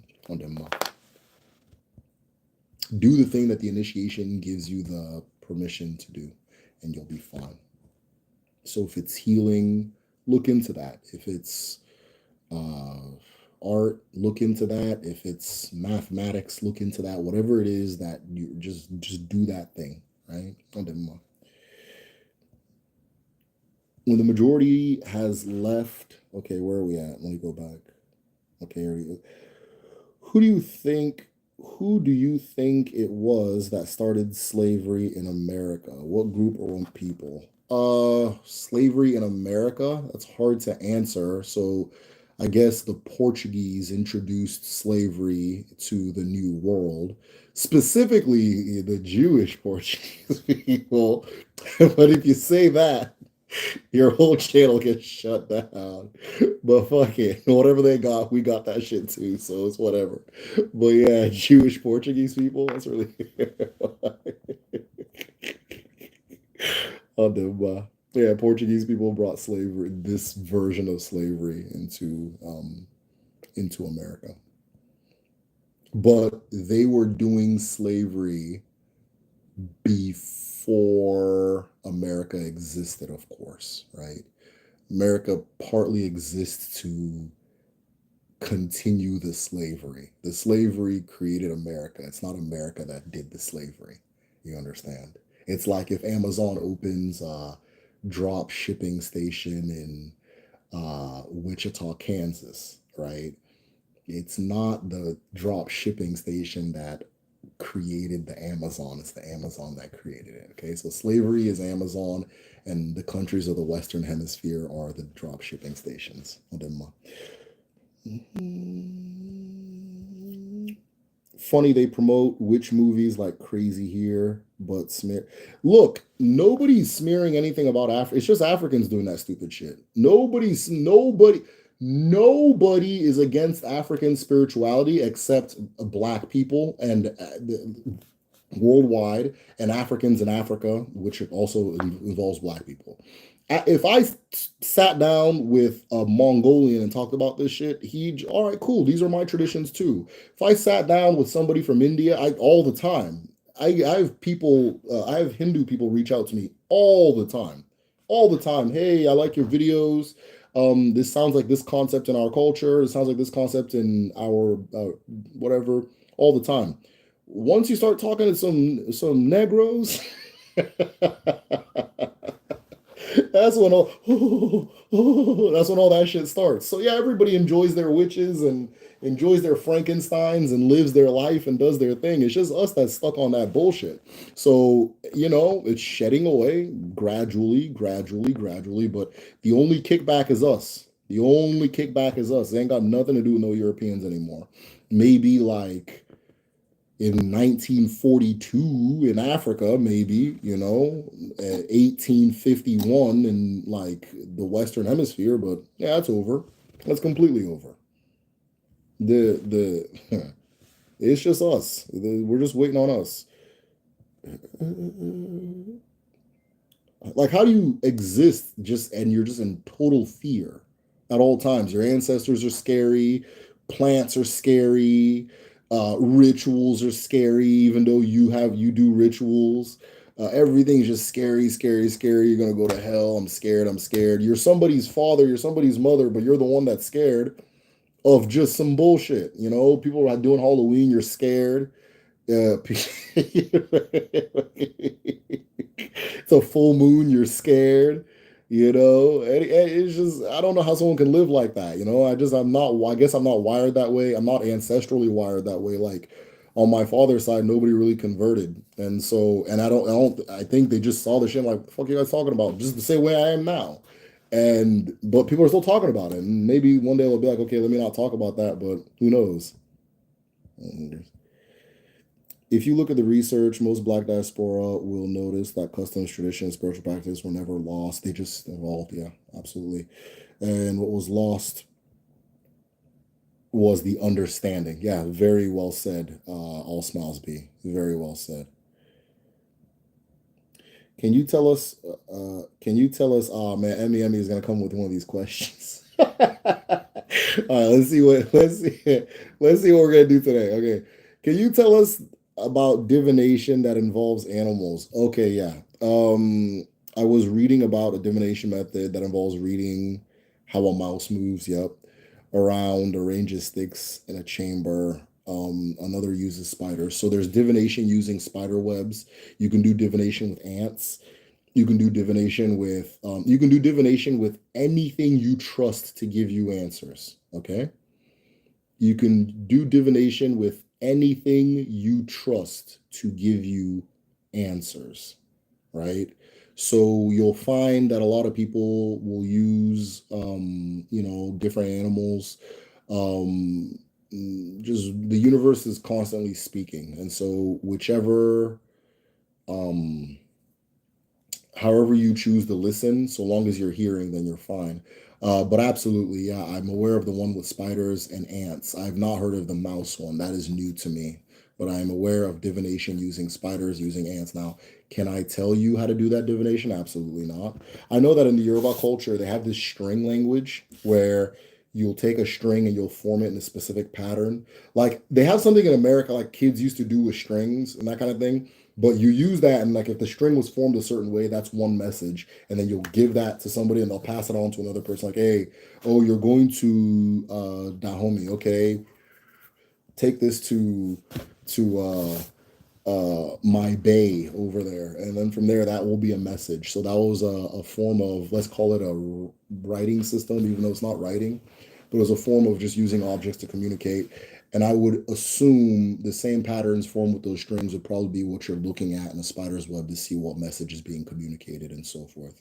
But I wouldn't know how to do it. I just know it exists. Yeah, thanks for asking that. That was dope. Ekpe is from Congo. Yeah, it's from Central Africa. It's from somewhere in Central Africa. So the one jackass came and said it was from Ejagam in Nigeria. And there's reason to be like it's not an inaccurate theory. So let me not call him a jackass. It's not an inaccurate theory. There's reason to believe it. It's like their culture is central to Ekpe as a whole. But they do Ekpe in Cameroon too. And so there was a Cameroonian elder and a high ranked person that said that Ekbe traveled from Central Africa up into Nigeria, and then kind of stopped at the River Niger, kind of stopped at the Cross Rivers area, right? But they do it like, for example, now that Sisiko Joseph Mobutu, that guy, that leopard hat he wears, that's Ekbe, that's from Ekbe. And the title he takes, I think it's the Sisiko, is the highest rank in the Ekbe title system, right? But there's a lot of masquerades in Africa that allude to this movement of Nganga, this thing called Nganga, which one of the titles for Arochuku people, who are people who can do Ekpe, is Aro Jinganga, the Aro people who have Nganga. And Nganga is from Central Africa. It is the medicinal tradition. I don't know what the word means, but it's the medicinal tradition in there. The masquerades for Ekpe there's this particular one, it carries a bushel of like these leaves, ogrishi, in one hand. And if you go to Gabon, they have a masquerade, their main masquerade culturally also carries a bushel of those leaves. And they said it came from the north. It came from the north, which would be Cameroon and Nigeria. In Cameroon, they also have the masquerades that carry that same bushel of the same thing, and then maybe in Congo. But I think I've expressed that before Somebody asked me what language I want to learn. I said Lingala would be an interesting one to learn, but I want to learn more about the history and the spirituality of the Congo region because I think there's a lot. I just keep seeing all this exchange that was happening. But yeah, Ekpe is in Congo. Ekpe is in Cameroon. Ekpe is in Gabon. And I have a lot of reason to believe it came from those places up, right? Not them.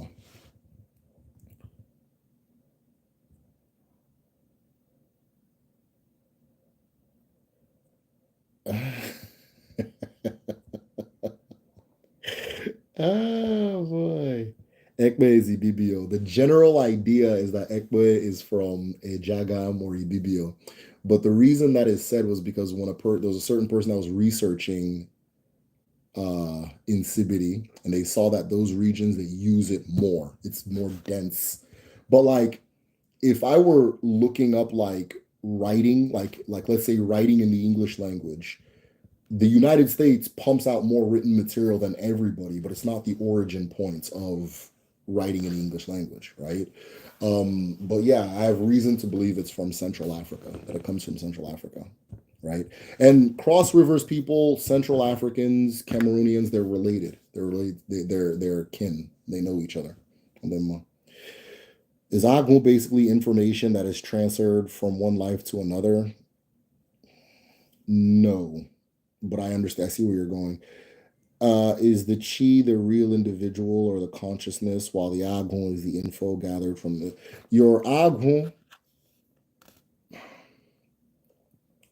Your Agun is all knowing. It does not gather information. It already just knows. It is knowing. It is awareness, right? It is knowing. It is knowing. So, gathering information, I don't. As far as Odinani goes, if you understand the way the mind is conceptualized in Odinani, using the phrase gathering information wouldn't work, especially for something like Agun. Agun is like the well that all wisdom exists in, right? That all wisdom is pulled from. So Agun does not gather information. Agun is just knowing itself, right? No, it's hard to describe. What are your thoughts on encoding slip drum messages into hip hop trap? Yeah, please do it. Please do it. Please do it. Please do it. Right? Please do it. That would be dope. Fascinated by food. A lot of people come with these ideas and they'll just be like, hey, you should make this. I'm not saying you said this, Collins. I'm not saying this is what you said to me. People come to me all the time, hey, you should make this thing, or hey, you should do this thing. And it's like, bro, don't give me your $1 million idea. Go do it. Anything you need from me as far as me like help or that kind of thing, I'm here. But yeah, just do it. Do it. Do it. Do it. Do. We as a generation, we cannot afford to not do. All right. So all these cool ideas you're getting, go do it. Go do it. Go do it. That's why the elders in the village, deep in the village, live long. Ah, Sima, udona ando one kedu ka ide. Kedu ka ide. Programming through television. Angel the Babe is one of my people. Your third eye is the first eye. Yes. To regulate, now, I think my dad is some type of Debia. As soon as he retired and had nothing much to do, he could see, communicate with spirits as clear as day. It was almost like the floodgates opened. Yeah. And sometimes, like, it's like a book, right? Your Akaraka is like a book. So sometimes everything kicks in chapter 25 for some reason. Uh, I won't say her name because I'm not trying to tell her business, but we have a Debia for on our Patreon. So if you guys are interested in getting a reading from a Debia, or if you guys like have anything like questions you want to specifically ask a Debia, we have an in-house DB on Patreon, www.patreon.com/the Medicine Show. Join and schedule a meeting with him. But the Debia on there saw that this girl was or woman, she's even older than me, so a woman, that she's a clairvoyant, but that it's not going to kick in until she has gray hair. That was specifically what was said. It's not going to kick in until she has gray hair, like a full head of gray hair.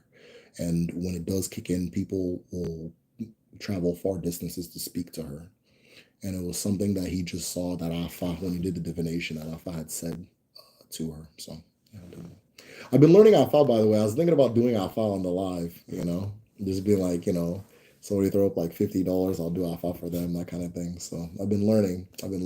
But I don't have the strings. I use like a coin right now. I just flip. I have to gotta flip the coin a hell of times to get a message. So it's my head has been stuck on AFA and how fascinating it is and how clear the message. Oh man, the messages are clear. If you guys want me to do AFA on the live, let me know. Let me know. I think my dad is okay. I already read that one. Hello. On the topic of one's path, what type of initiation are you referring to?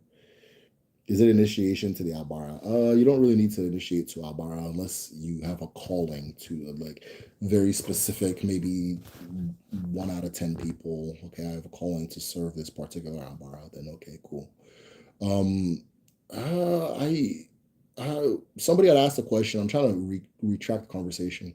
Somebody had asked a question about if that person needs to do an initiation. Okay, if she had asked that if you're a healer but you don't want to do the initiation, then are you gonna have like issues in life and that kind of thing? And what I said was, uh, do the purpose. If you don't initiate, it helps to initiate, but do the purpose and you'll be fine.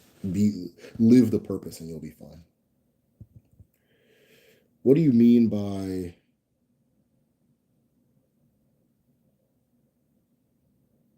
huh? Whatever they got, we got too.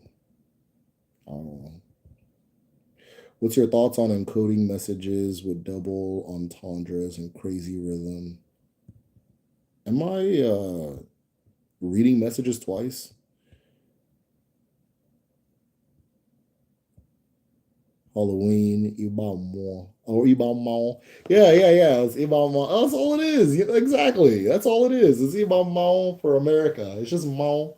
And in the Caribbean, I think one of our students in Kedu, in the language class, she's Jamaican. She was saying that they're going to start doing masquerades in Jamaica in December. And it's just the same. It's the same thing. It's the same thing.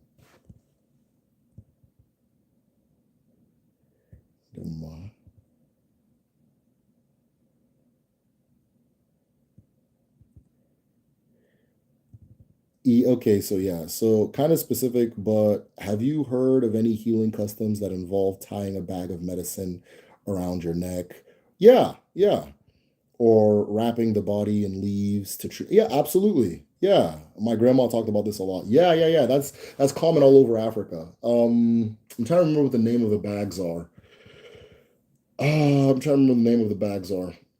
Yeah, it's super common. It's very common. I think it's very alive and well in like the Senegambia region too. The leaves too, all of that. Yeah. Yeah, it's all a part of the healing practice and tradition. Angelica Pickles, and I think I know who this is. Ask if you're in the traditional medicine class, it'd be a good question to ask the teacher. He's a DBA. I mean, for those who don't know, the traditional medicine class is taught by a DBA. So ask him. He would be that's his forte. He would be able to answer that for you. But yeah, absolutely. And the reason I know as far as the bag is because people that like come from the Senegal, like a lot of the nomads, they'll be walking around with like a bag tied to their neck, that kind of thing. Um, I'm from Abia. Ekbe is well practiced there. Yeah, definitely. We call it Epe and Ngwa.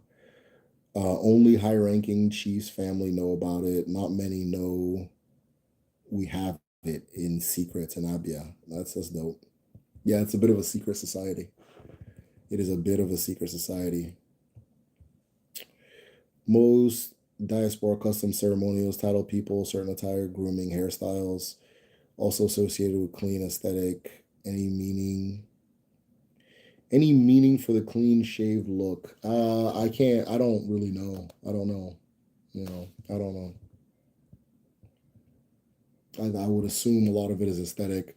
I know that a lot of times when like a certain medicines are applied to you, you have to shave your head entirely. Especially ones that deal with like catch and release, they call it. So let's say like somebody is possessed by something, or they have some type of like virus or something that you're trying to separate yourself from. Oftentimes, shaving the hair, shaving the beard is a part of the healing process. I also know that when people die in your family, everybody shaves their head. Everybody shaves their head, but that's not as strict. I remember my uncle Kenneth, when I was in Nigeria, my uncle Kenneth died, and we all had to shave our heads, and we got a pardon for my sister to keep her. And some of the women didn't want to cut their heads, which is fine, you know. But traditionally, we'd all cut our heads if somebody died. Um, Another thing too, on we were talking about traditions that follow baby, like when a baby's born. After 2 years of being alive, the baby's nails are cut for the first time, and their hair is cut for the first time, and both are buried into the earth. And the idea is that they came, these are the things they brought into Alamado, the world of the living, from Alamor. So now that they've decided they want to stay, we're going to give Alamor back what belongs to it, which are the fingernails, the baby fingernails, and the baby hair. So, yeah. So those are some things that tie around like hair shaving and that kind of thing. But I don't really know like if hair shaving itself has a specific meaning. I just know it has a utility sometimes.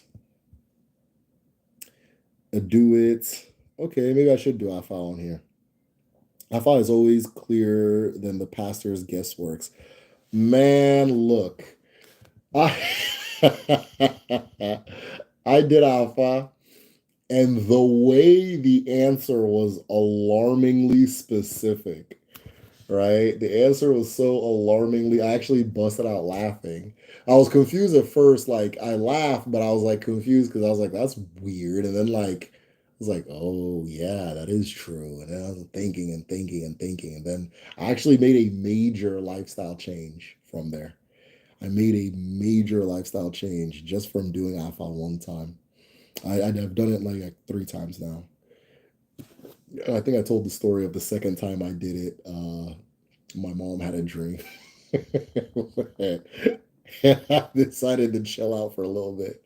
But I now know that that's just a part of the process. I don't know. Indigo Phoenix, I didn't think you'd be here today. Where have you been? Where have you been? We can begin now. Gris Gris, yeah, thick and well. Gris Gris, yeah. That's a name for one of the bags. So whoever asked about the bags tied around your neck, Google Gris Gris, and that goes into it.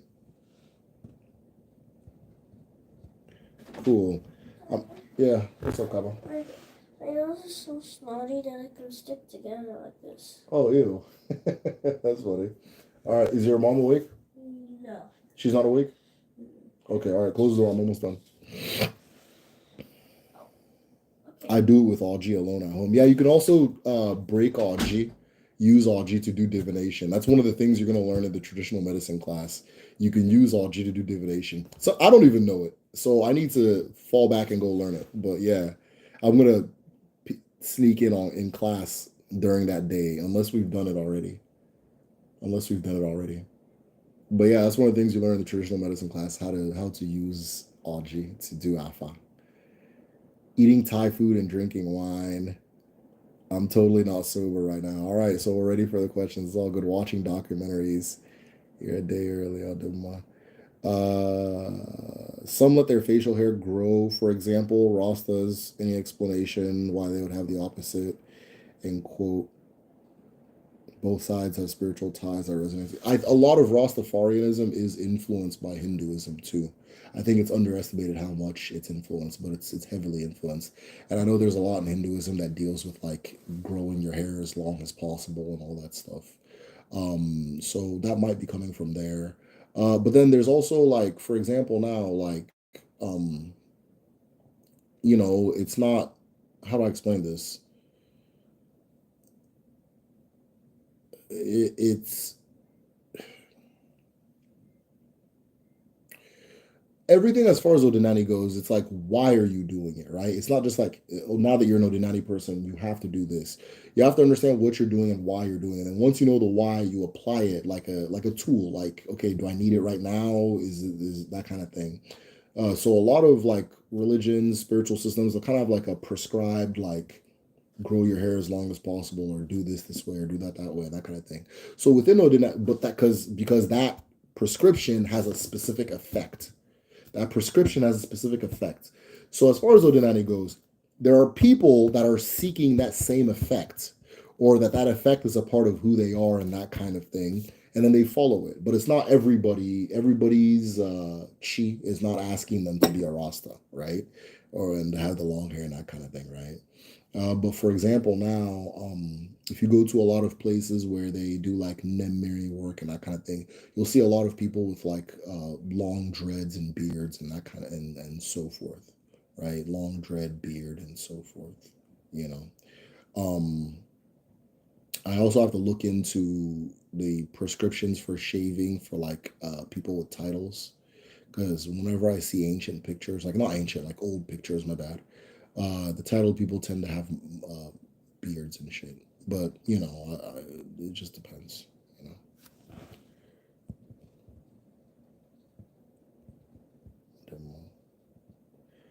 Thai food, drooling. Ah, good evening from Trinidad. Good evening, JB Harper. And there, well, can I join the medicine class after it begins, or wait till next session? I'd like to know how it works. Yeah, Emeka, I would advise joining the next session. I would advise joining the next session. So keep me updated. We usually try to keep it at 12 seats.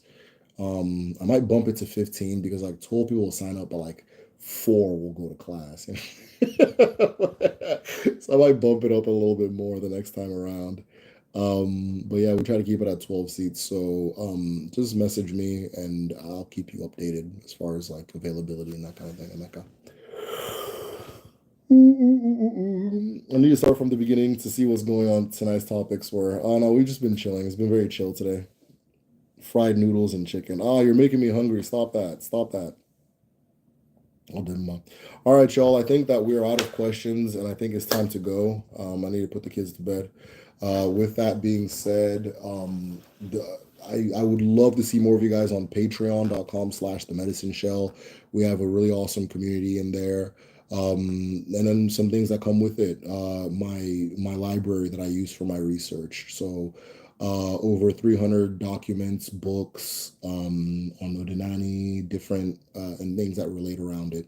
There was not a single question that was asked today that I don't have like a major a folder, a document, or a book specifically addressing that thing. And it has like Lepers of the Magical Dawn, all these really super good books that you can go into and really understand Odinani for self study. We also have the Odinani calendar, so it tells you what moon we're under. Friday we entered Onwa Okike. On Friday we entered Onwa Okike. Onwa Okike. This is the creator's moon, the moon of the creator, the moon of Okike, the moon of Chuku Okike Abiyama, right?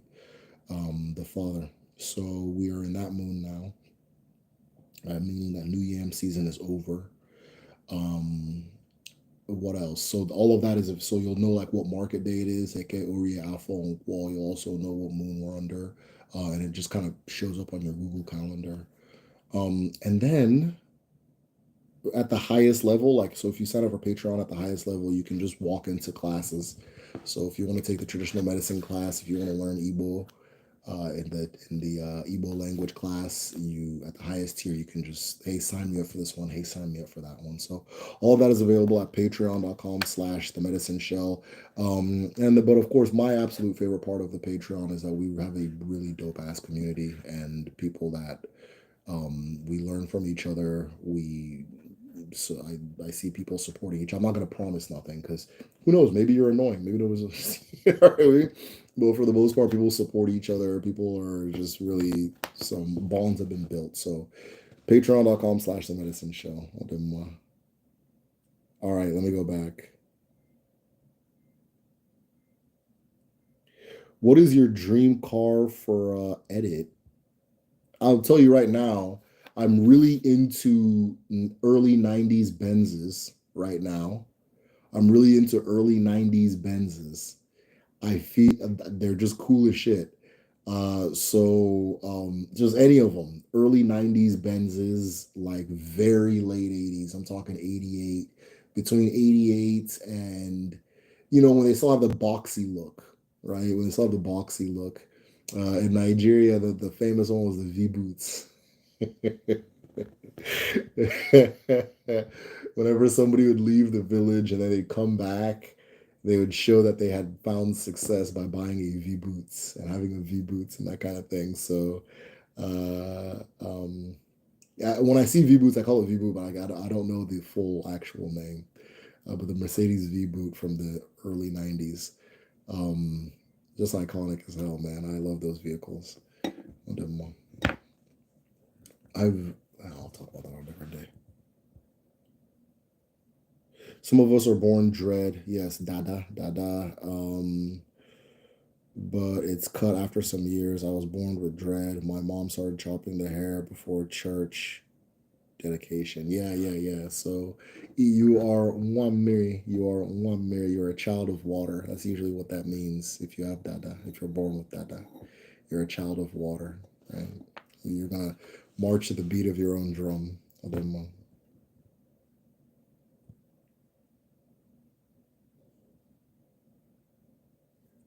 I have two Patreons, but I probably need to explain. Yeah, get on there. Yeah, we would absolutely. Phoenix Indigo, I'm really surprised you're not in the group study. I'm really surprised you're not in the group study. If you like these lives, you'll love the group study. So yeah, I would love to have you on the Patreon. It'd be an honor. Yeah, I'll just sound like is Unyozi. Yeah, Unyozi, some things mostly Debia. Yeah, so Dreads is child of water. You're just very spiritually connected, child of water, that kind of thing, right? DBS is and why specifically. Dreads are common, a bit more. Yeah, early 90s Benzes. So yeah, yeah, yeah. Not V boots. Yeah, yeah, yeah. No, those are cool. My wife thinks I'm bugging, but I want one. Any meaning for having infinity, or for an affinity wearing a color?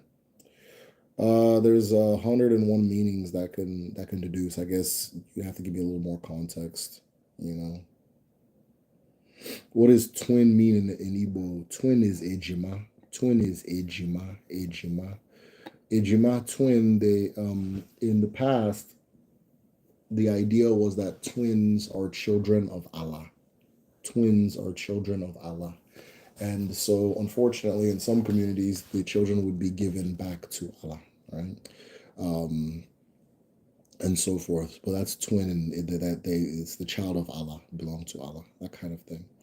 Albinos too, but albinos were not given back. They were just, in some places, albinos would become what we now call Osu, which are people who serve the shrine, human extensions of the shrine, that kind of thing. And in most places, it's just like, okay, this kid's albino, it wouldn't be a big deal.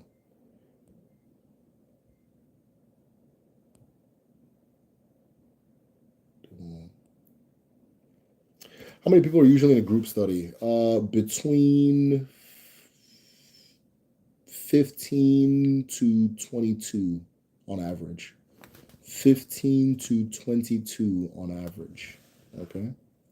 In the group study, 15 to 22 on average. I'm a nerd and I like to learn. Come learn with us. We're all nerds.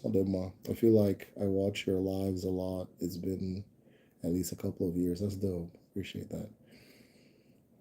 Angelical Pickle says 10 to 15. You think it's 10 to 15? I feel like it's 15 to like 20. 10 to 20 ish. Yeah, that's what I think too. How do you know you have a spirit spouse? Uh, some symptoms for spirit spouses. Uh, Dreams of your spirit spouse, especially if it's the same person over and over and over. Weird issues with like relationships when you try to have conventional earthly relationships. Um, the other person starts having a lot of dreams, or they start feeling like something's chasing them away and that kind of thing. And then you'll have certain behaviors, sometimes hyper sexuality, sometimes hyposexuality. Just like when the relationship life and the interconnectedness life and the sex life is very, very, very, very, very unorthodox. They usually do a check, right? Maybe you're, because you have a spirit wife, you're having kids up and down, but you don't want to get married. Um, or maybe the opposite, you know, that kind of thing. But it's never just like you're just acting chill, you know. It's always you're doing too much or too little.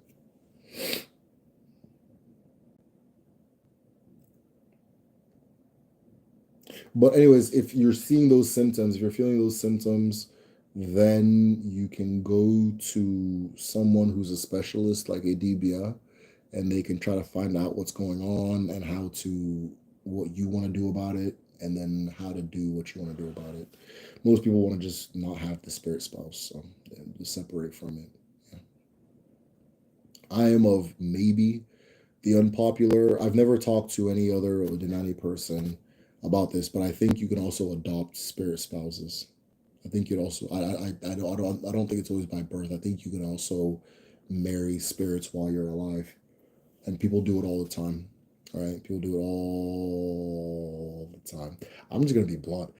Some people are already married to Jesus, and there's nobody else can enter the relationship. It's never gonna happen, right? It's never gonna happen. Some people are already married to Jesus, and and you'll see them at the Joel Osteen church, just like in row after row, you know. And then some are praying for a husband or whatever, and it's not happening. It's like, no, your husband, you already have a husband, you know, that kind of thing. So I think they can be adopted, but there are worse spiritual husbands than Yeshua.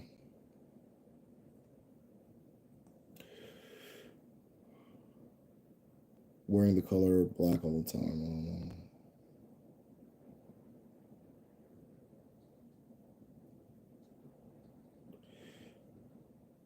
Do you do you help with water teachings? I think I'm ready to learn. I can teach you significantly more than the average person probably knows. Um, but after a while, you'll be the one teaching me because it is your spiritual imprint. Okay, so I can take you to a certain level, and then yeah. I hope water is not reptilian. I don't want that one. No, no, reptilian. I don't. I think it's time for all of us to go to bed. I never sensed more depression than I went to a Joyce Meyer Christian.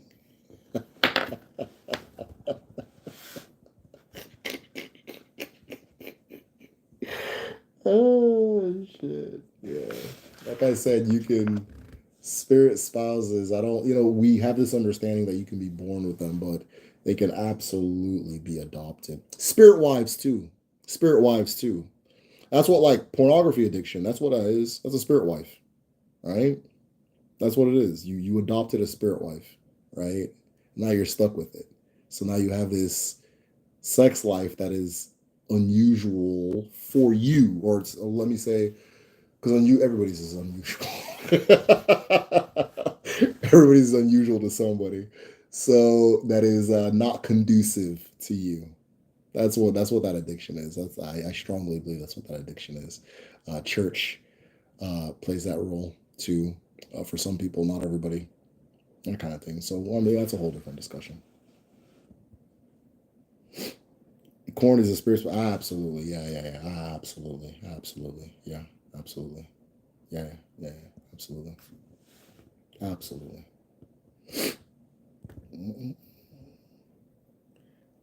Opinions on polygamy, polyamory. I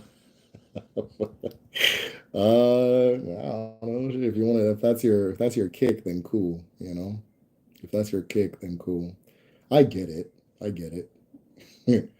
uh, I don't have too many strong opinions these days. Even though I'll rant about stuff just for fun, but I don't really have too many strong opinions. But yeah, polygamy. I most polygamous families from most Nigerians will tell you that polygamous families don't work, right? And that's kind of why it's falling out of favor. And usually, once the husband, the central person, passes away, everybody just kind of disperses and go. They don't have like a family connection with each other and that kind of thing.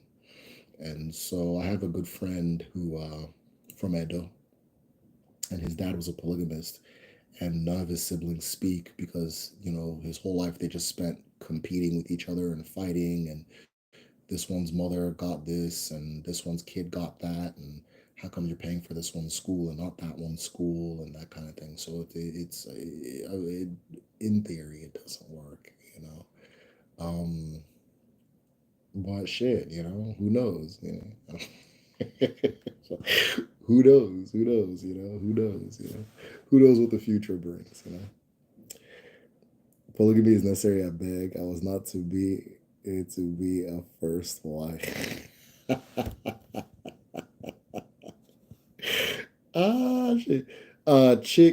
Chick Chi, are you saying polygamy is not necessary, or it is? It says polygamy is chaotic. Yeah, it's super chaotic. In practice, it's very chaotic. Yeah.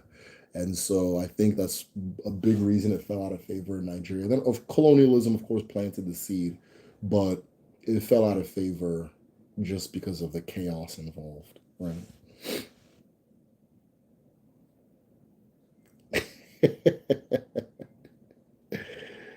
uh, I do. What is your take on extraterrestrial civilization, especially from an Igbo traditional viewpoint? Any stories that suggest aliens? Dr. Ume in the book Things Fall Apart, or not Things Fall Apart, After God is Devia does suggest something, but I usually, and if he says something, you take it seriously. But I usually want to see it from two sources. I haven't seen anything else, and I haven't experienced anything that talks about Igbo people talking about extraterrestrial life and that kind of thing, right? But he does say something in the book After God is Devia. Um, I will say this though. I think a lot of prior to 10,000 years ago, I think that a lot of the traveling that was done in the world was done in the astral form. I don't think travel was done physically as much as people think it had to have been. I think there was two options, astral, non-astral, and I think there's a reason you see these similar formations all over the world. I think a lot of these quote unquote visitors may have been astral forms or astral beings, and those beings may have been people on the other side of the world, and so forth, right? So I think that 10,000 years ago and older, astral movement, astral travel was common. I think it's a lot of the reason why people choose to settle in the places they settled. Maybe they saw something there, returned to their body and said, "Hey, we gotta go to the damn Yucatan Peninsula." So that kind of thing. That's my own take on it. Bonjour de France. Bonjour. Bonjour. Uh, Damn, you guys are really in here. I was talking to my friend about that. If I get okay, Something to my friend about that. If I get tired of the man, I wouldn't mind someone else.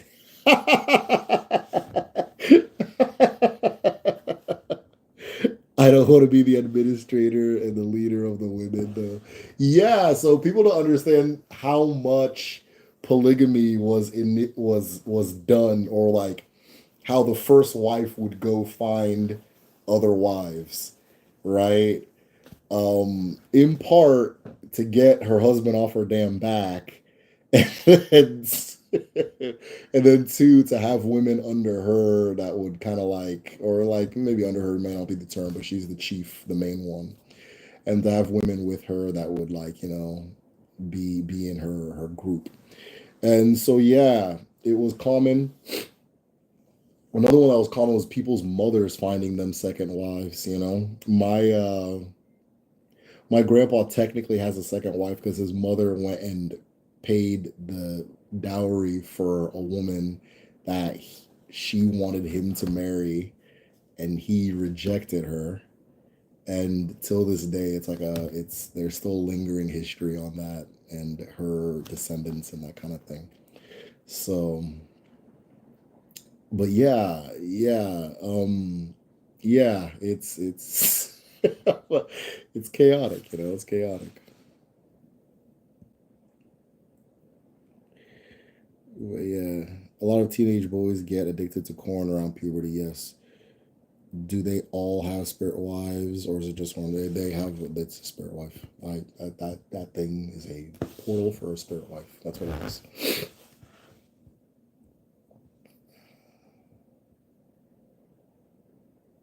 Mm-hmm. Mm-mm-mm. Have you ever heard of the Holy Guardian Angel? It's basically a higher self in the astral realm that holds all the power. Uh, you'd have to tell me more about this Holy Guardian Angel. I've heard people refer to your Agwan as your higher self.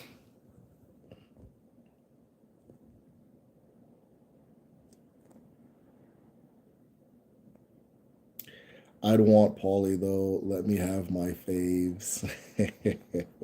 I'm sure people can make it work though. You know what I mean? It's not that deep. Indigo, it has to be equal, but also it's good for gaming the economy. Yeah. Exactly. Yeah, 100%. 100%. Let me be wife number three. To you guys are spiraling out of control right now. I don't know what my ancestral DNA puts me in Congo too. Yeah, a lot of history there. Angel, are you from Arochukwu by chance? Nah, you gotta be a middle wife so you don't get all the work they do with the new ones. Miss Town says how to heal from heartbreak. Aww. The thing says ask me anything, but I don't fancy myself a relationship expert or anything like that. Anytime I'd had heartbreak in the past, I would just ego up and become angry, and then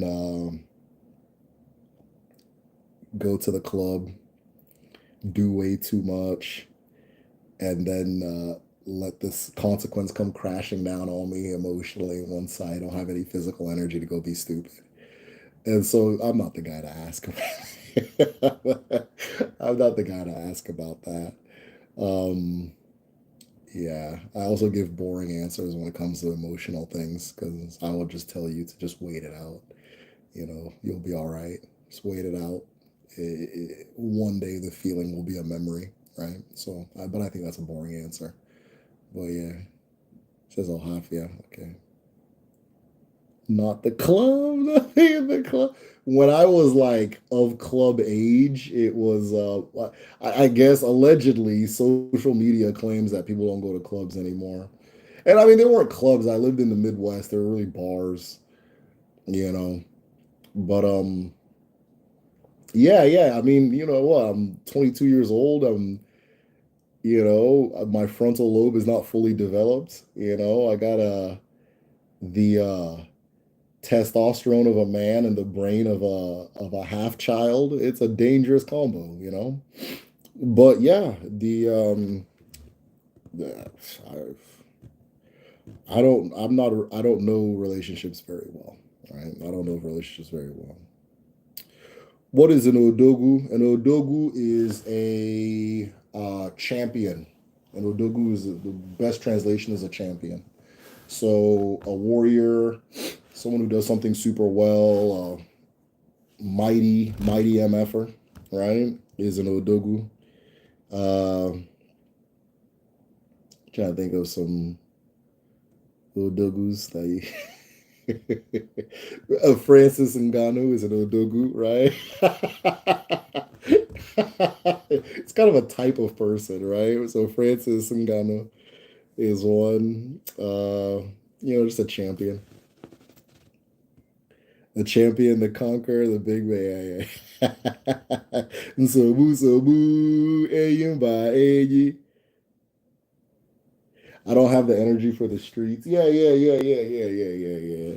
There's nothing in the streets for anybody. But sometimes you end up in the streets, you know.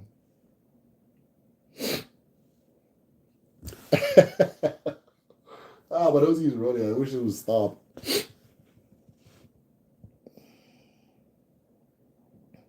Stress and eye candy. That's hilarious.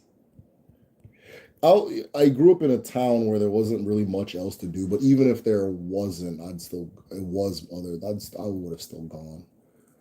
And then I stopped, like I kind of didn't feel like doing anymore at 24, but I like just couldn't handle it at 25 because of the loud noises and all that stuff. But yeah, I had horrible coping mechanisms as far as heartbreak goes. I love Africa from Eritrea. Okay, we appreciate you too. You know, a good friend of mine growing up is from Eritrea. She is an activist. She's very involved in you guys' politics. Um, very involved, and she gets attacked on social media by the other side all the time and that kind of thing. So I know a lot about Eritrea from her. So I didn't. I'm old now. Enyi. Guys, it looks like clubs are way too loud. Yeah, I remember my brother had a concert. I was 25. My brother had a concert, and I was inside of like the pit of people. I used to be able to, you know, be in the mix and do that whole thing. But just one day, like I was just like, I realized how much we were sharing each other's oxygen. The music was like hitting me on the side of the head. And I was like, is this, I think it's happening. I think I'm too old for this now, you know, that kind of thing. So, yeah, well, I don't think it was ever really my scene. I had fun though.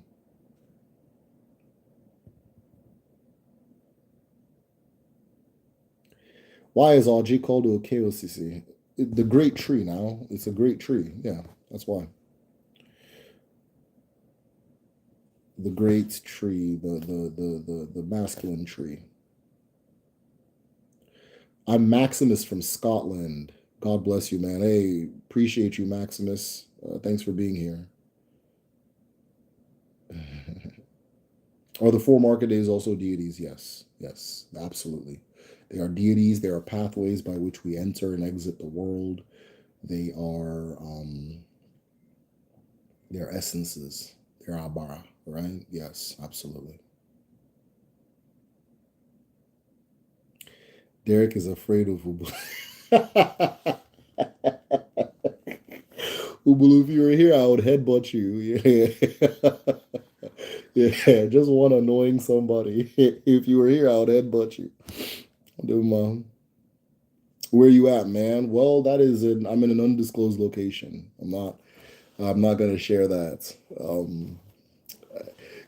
When I first started my channel, I was very willy-nilly with sharing shit, but I'm trying to chill out more. I'm trying to keep the kids off camera as much as they would allow me, that kind of thing. So I've been, but I can't disclose. Just know that where I'm at, I'm very safe and comfortable. This is my family. Mates, I'm not gonna look for you. You won't. You don't know what my DMs look like, man. You haven't seen what I've seen. You haven't seen what I've seen. Yo, you don't know what my DMs look like. So I'm gonna assume, unless you're the burner account of one of these DM people I'm talking about, you don't know what my DMs look like. Is that DMs? Oh no. Is that wait? Oh no, they shit. Yeah. No, no, that's not what I'm talking about at all. All right, guys, I think we've gone too far.